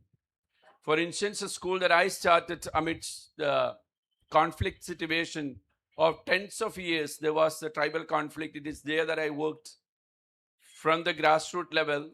Our roll number 1 student by name Among, he stood first in the school right from the beginning to LKG and class 10. He had to travel across 17 hours to do his class 11 and 12, then to do his BSc, another struggle, then to do his MSc. And in his first sitting of the Nagaland Public Service Examination, he cleared. So our roll number 1 cleared with the first attempt his exam. The seniors of these students who are seated here stood in the Indian Parliament representing Nagaland for 5 times. In 5 years, 7 times. We have had the first student from this college representing Nagaland in the National Games in 2025. We have had students who stood in the state level number of times, but we are still considered as backward. This is where we have this gap to be filled in. I've been part of this National Skill Academy to get recognized this college when I was in charge. It's just over a month since I was switched over to the new place. I have been behind this National Skill Academy or the department that deals with it to recognize our college as a training center for years. Their demands were many. We filled the gaps one by one. Then they said, we need to prove our quality. Our college stood first in the state in the national NAC accreditation. We got rejected still for our recognition. They came, inspected, and I remember the person who came to inspect the college for the recognition also was from Gujarat. No connection after that. Then one day I asked him, what's the next procedure? Then they said, we have held up the recognition for private colleges. It's now open only for government colleges. Where do we become national? Where do we become national? Every person in India, including the parents of these students and themselves as individuals, are taxpayers, but they are not tax beneficiaries. It was our privilege, though our college has been very, very small compared in the number, in the distance, and being rural. But we have had all the dignitaries, the top dignitaries of the state in our platform, in our college, our state governors, chief minister, deputy chief ministers, education minister, lieutenant generals, practically all the toppers, which is very, very rare. But still, we have this gap of being national in many ways. I give you a crude example. I'm not being negative, but I'm giving you a real situation. When I worked with this extreme border area, my duty was to make themselves identify their own and what they are. So I worked on their culture, and I did my research also on the tribal culture. So we have had 21 stages across India present in their cultural dances, including Kochi, we had a stage. We were selected to go and perform in Switzerland in 2010. 3 days before our journey, we got the call from Switzerland visa officer saying, Father, we need a clarification. For the visa procedure, they looked at our bank account and we didn't have money. I told the madam over the phone, Madam, we are all set to go. We were not selected because we had a bank account. And the nearest bank that we could reach is over 4 hours of journey over the rough road, which means it would take 2 days because the vehicle would leave in the morning and we wouldn't get a vehicle to come back from the bank. So, madam, we don't have bank accounts. And we were not selected for the Switzerland trip because we had money, but we had art and skill and art and singing. She listened for a while and then she said, call me, I'll call you back at 4 o'clock. And then she gave the visa at 4 o'clock. We traveled. We came to Delhi with the group, I being the leader, and all others are non-English speakers because they were all dropouts, and 2 were seniors, elders, because according to the custom and culture, elders have to be there to present the cultural song. Otherwise, if you make a mistake, let's ordinarily call it, it can bring you bad luck. So that's the reason for authority and for sanctity, we need elders. So we had two people who had absolutely no knowledge of English. So I did my immigration clearance first, and others stood in the line, and first was this senior lady. It was a young lady as an immigration officer sitting across. She asked her in Hindi. I told her, Madam, she does not know Hindi. I tried to answer. She told me, I'm not asking you, I am asking her. I kept silence. Then she asked in English. This lady couldn't understand. I tried to answer. The immigration officer told me the same thing. I'm not asking you, I am asking her. Then I got little upset. I told her, Madam, can you speak the language she speaks? This lady immigration officer told me, if you are an Indian, you should speak Hindi or English. I asked her back, if you are an Indian, why don't you speak her language? Why do you only demand from her to speak your language? You know, this is immigration office. Anything could go wrong, and we could just be sent back with her one signature that you are not valid. When the argument got on, another officer came in. He asked me, what's the issue? I said, this officer wants all of my people to speak English or Hindi because they are Indians. I am telling that she should speak their language because she also is an Indian. He took us aside, asked all of us to sit there, and then he brought in some people and filled up the papers. He was an ex-student of Loyola Loyola Institute, Chennai, and therefore he understood us better, and then he solved the problem. Finally, in that office, we sang a Naga Imchunga song, and we took our flight. Being national is not easy. Now, I have also given in writing to PDEU. I have been working with these college students, higher education students, let us say a little backward area. We have brought the students to a very good level where they can stand up for themselves and say, we are somebody, and they have something. But they have miles to go to reach when we call this level of achievement. I work with students, about 700 students from LKG to class 10 now, who are yet to have science education with their minimum in their hands. And I am talking about students who are in the prime land of Nagaland. If that's their condition, what could be the condition of the other part of the state? My challenge to you all, can you make these students national? They have skills, definitely, but to be academic and to be national with the skills that they have, to upskill the skills that they need to live in this country very honorably, I believe that's a new challenge. Being a link factor, as a priest, as an educator, having been worked for years in Nagaland and still continue to work, my duty has been to play this linking role. By God's grace, with lots of help from, especially from Kerala, other parts of India, we have had a lot of success. We wish we can march ahead. God bless you. Thanks for being here. My last point is this. When is the last time that you did something for the first time?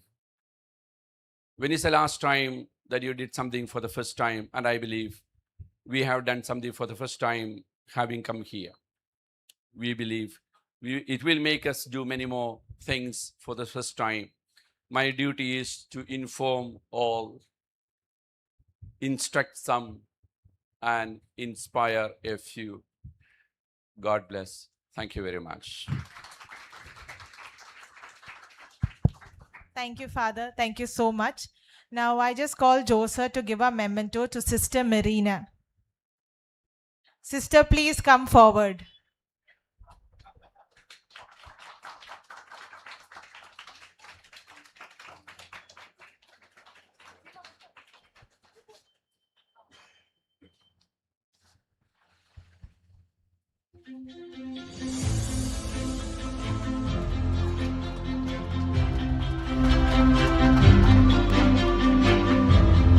Now I call upon Sirka sir to give away our certificates to the students.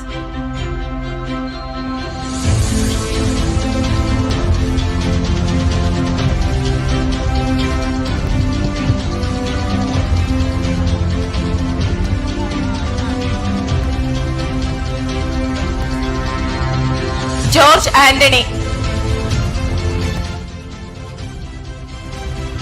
Ashish Thapa, Anthony Shelji, Della Gemini, Evan Sebastian,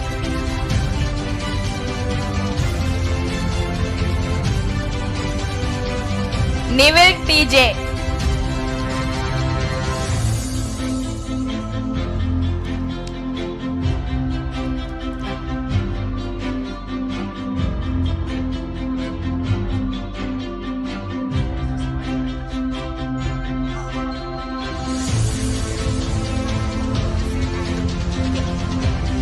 Andrew,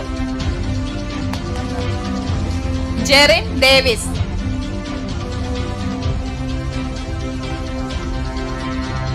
Joel Anthony, Vimal Frankson,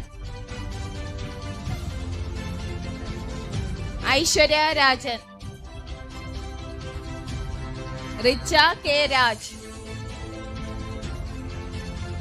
Raita Jasmine Manuel,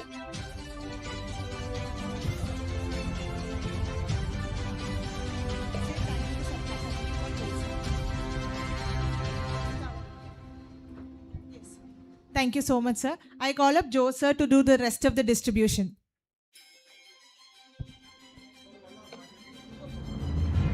Or anyone faculty from PDEU, if you can. Okay. Thank you, Abhishek, sir. Romia Roy,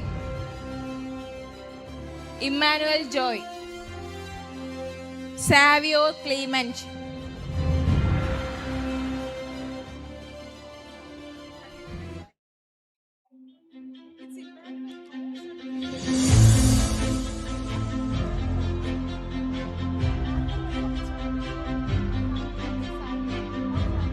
Savio,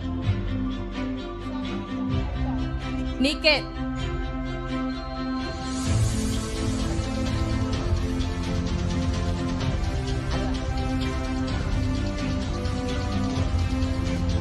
Viluni,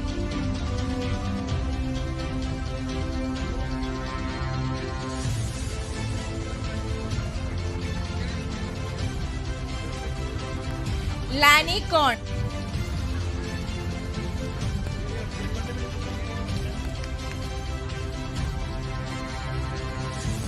Kianzonpa, Asia,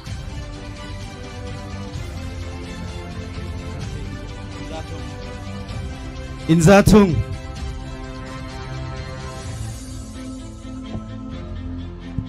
Arpan, sir, can you just come forward to give the certificates?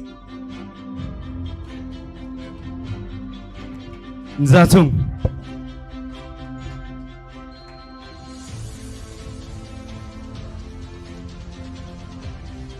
Imsu Wapang,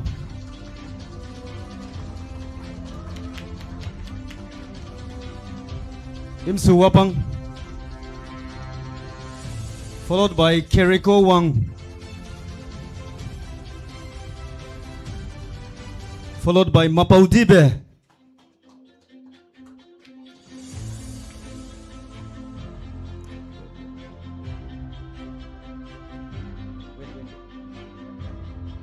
followed by Wisanbo,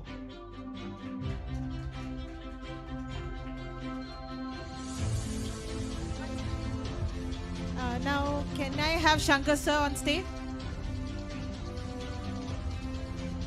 Please, sir. Wisanbo, followed by Chunkalungbo,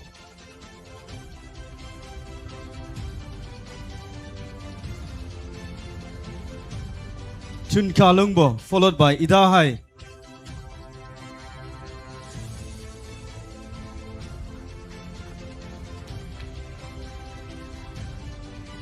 Idahai, followed by Kinswangrai,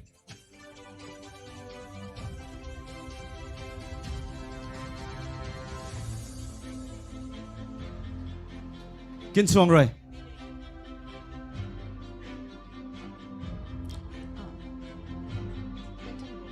Vivek, sir. Thank you, Shankar sir. Pangye Konyak. Followed by William Lung Namdo.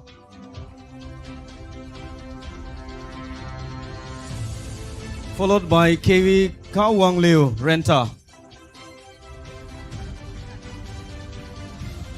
Thank you, Vivek sir. Now can I have Ankur sir?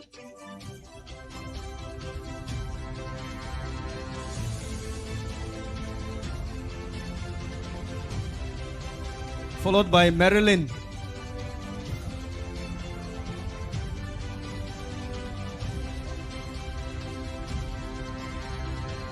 Marilyn followed by Pauting Yile.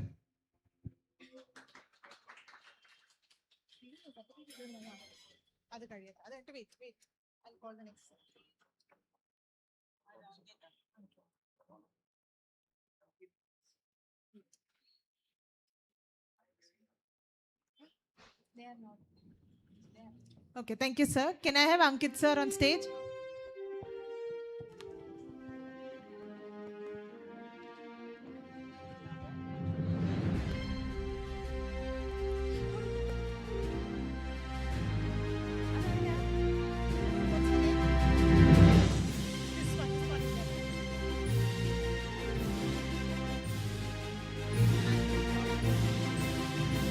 Andrew.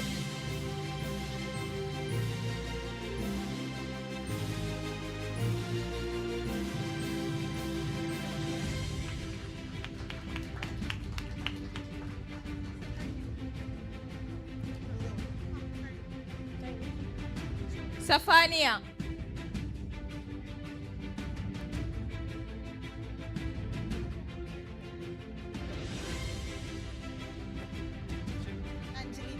Angelina and Augustine.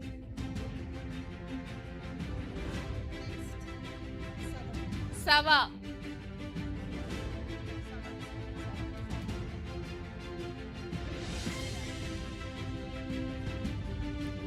Aishwarya Rajan.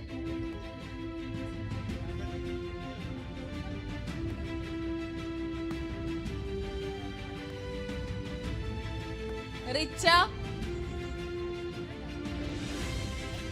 Joel. Joel Anthony. Della.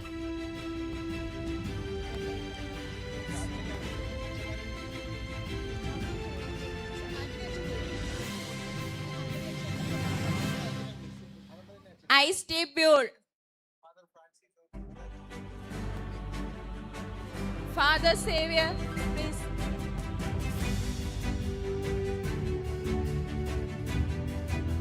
I request our fathers to come forward to give the certificate. Father Johnson and Father Francis. Yeah, both.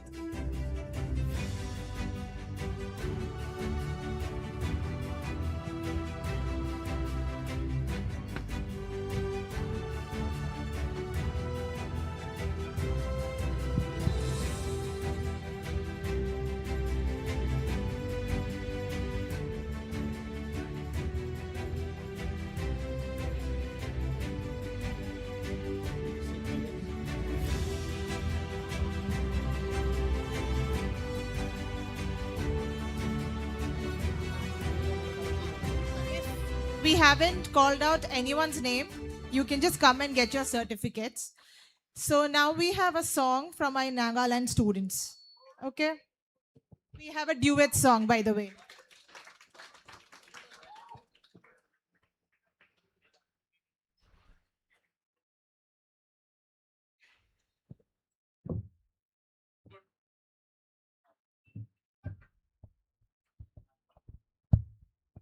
Hello.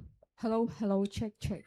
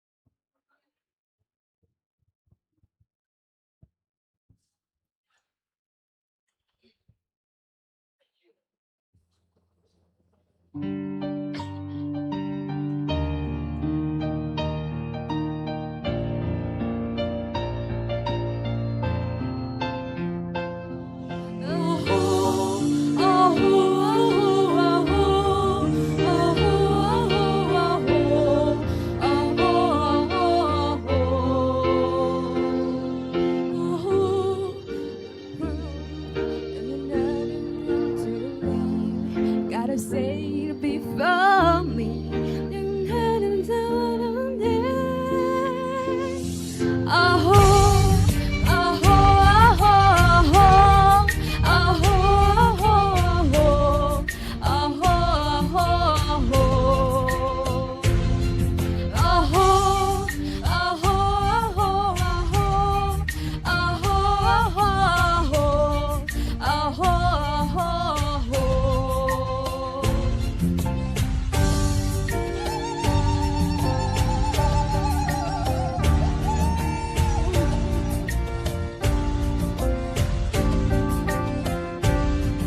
When I hear his wondrous voice, my heart filled with joy, and the precious word inspired me and showed me the real way. I found my Jesus now. From now I'm set free. Oh, oh, oh, oh, oh, oh, oh, oh, hey, oh, hey. Oh, oh, oh, oh, oh, oh, oh, hey, oh, hey.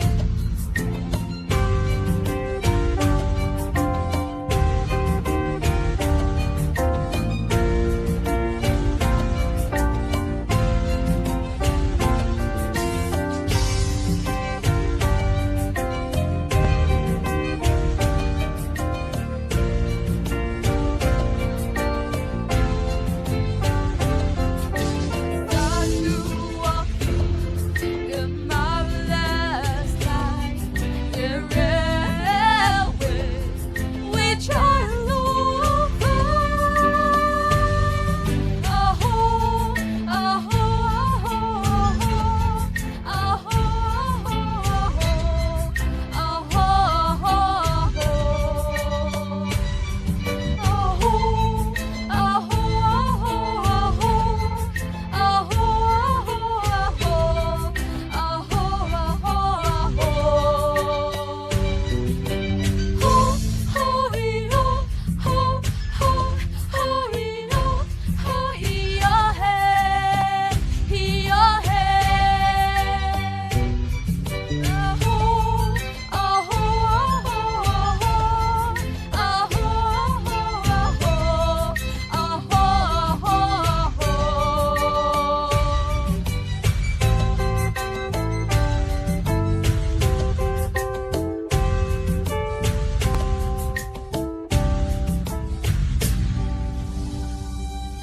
Thank you.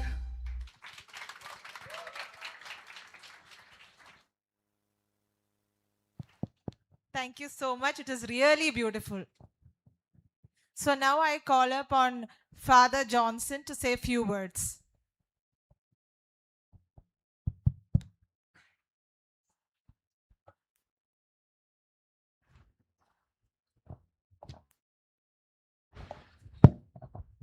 Good evening, all of you. Respected and honorable guest, faculties from PDEU Energy University, Dr. Jacob and Smith, all of you, those who are here. I'm indeed very glad to stand here on behalf of all our Nagaland students in a very special way to thank you for everything that you have shown to us. A simple word.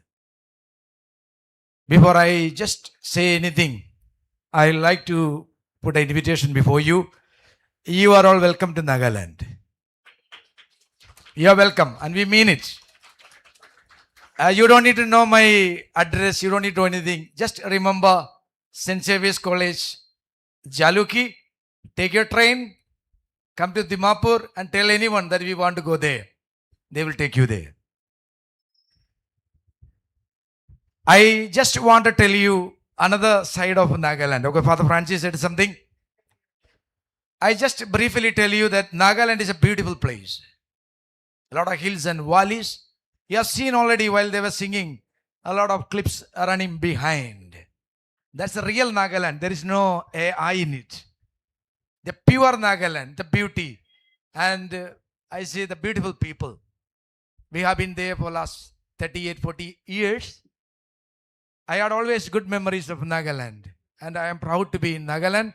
And I like to identify myself with one of them, though I am not one. I like to thank in a very special way the Skill India Academy for inviting us for this seminar titled Bridging and Transforming Northeast Through Global Upskilling and Innovations.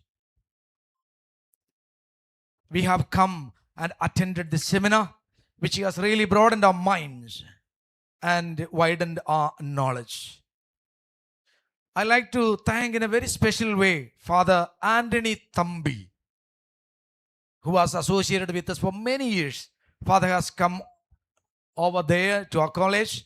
He was there in Nagaland, and he has a very very passionate love for Nagaland and people.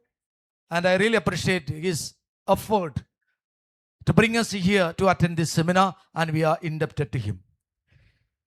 We also thank Sir Flemmy Abraham for making this journey of ours possible.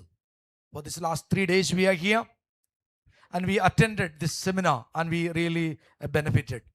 We are also thankful to National Academy, other members like Sir George, Chandran Sir, and all other staff and others, those who are here. After attending the seminar and interacting with many during the seminar, we felt really encouraged. And we got enlightened also. We wanted to pursue and promote these skills which we have learned and came to know, not only to ourselves, for our friends too. We are the lucky ones who got the opportunity to attend this seminar. But there are many who wanted to attend and they are still longing for it. But they couldn't make it because of various other difficulties and problem of resources. We look forward to have such orientation and skill training, if possible, in our land, Nagaland, so that many of our youth could be benefited and get skilled in their own land without much hardships. By skilling the youth of the Northeast, I'm sure that the National Academy and anyone who come forward will prepare them to face the future of our youth with courage and confidence, and will able to transform Northeast and Nagaland in a very particular and a special way. The Northeast youth could be effective partners of our nation building through advanced skills training in various sectors. We are indebted to the National Skill Academy for this opportunity and look forward to your help and support at the future endeavors. We are grateful to Sir Dr. Sundar Manoga, who extended a welcome with our culture to get us skilled, and we really accept and we thank for that loving gesture, and with gratitude we look forward to work together with PDEU. My dear dignitaries, leaders, faculties, I'd just like to tell you something, that Nagaland has what you don't, the rich cultural heritage, creative youth, and beautiful hills and valleys. And you don't have what we have, and what you have, we don't have. That's technology, innovation, skills. And there is a huge gap between Northeast and Nagaland and the rest of India. In technology and in skills, development, infrastructure, and communication, but not in human hearts, emotions, and love.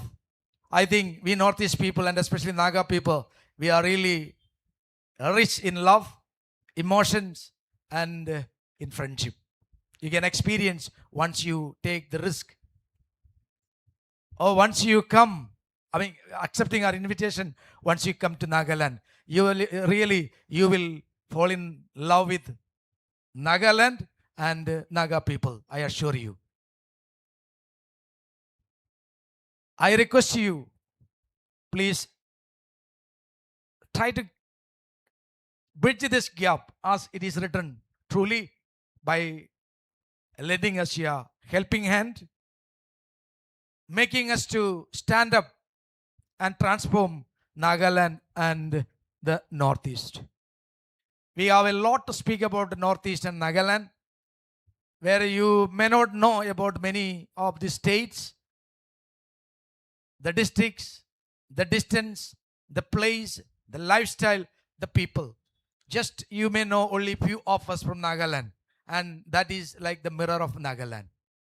Beautiful people, beautiful land, and it's maybe the name that you call Kerala God's own country, then I may call it God's own people and God's own land.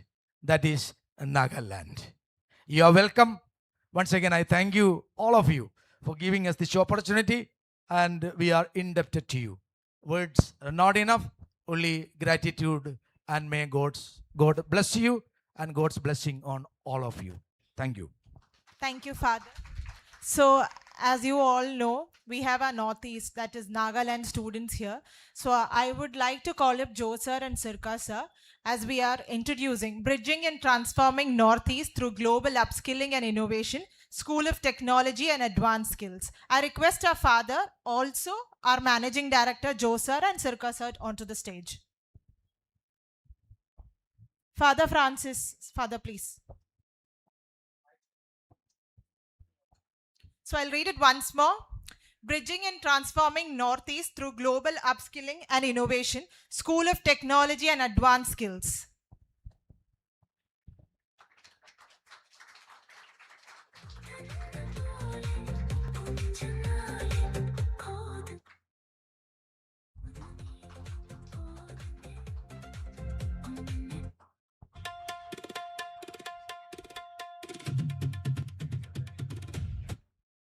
I thank all the dignitaries who were present here. Moreover, all our students, staffs, faculties, and everyone.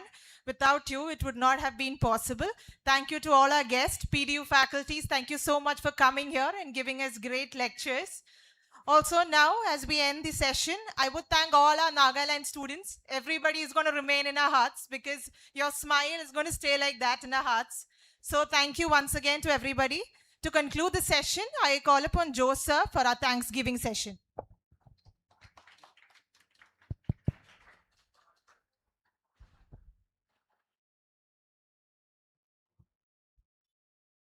Good evening, everyone. On behalf of National Skill Academy, I extend my heartfelt thanks to our respected DG, Dr. Sundar Manoharji, Dr. Anbrit Sikkarji, and entire PDEU faculties. The Nagaland students, fathers, and Adi Shankara, Director Dr. Jacob Jorsar, and all students, Mr. Sumit George, and all other dignitaries gathered here at NSA today. Of course, my beautiful and handsome staff, faculties, no doubt they are my battalions. Your valuable presence, support, and encouragement made this event truly meaningful and successful. Thank you.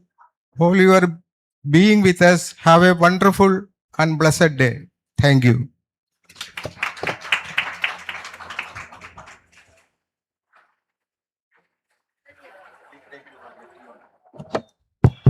So thank you all once again. We are ending the program. Thank you.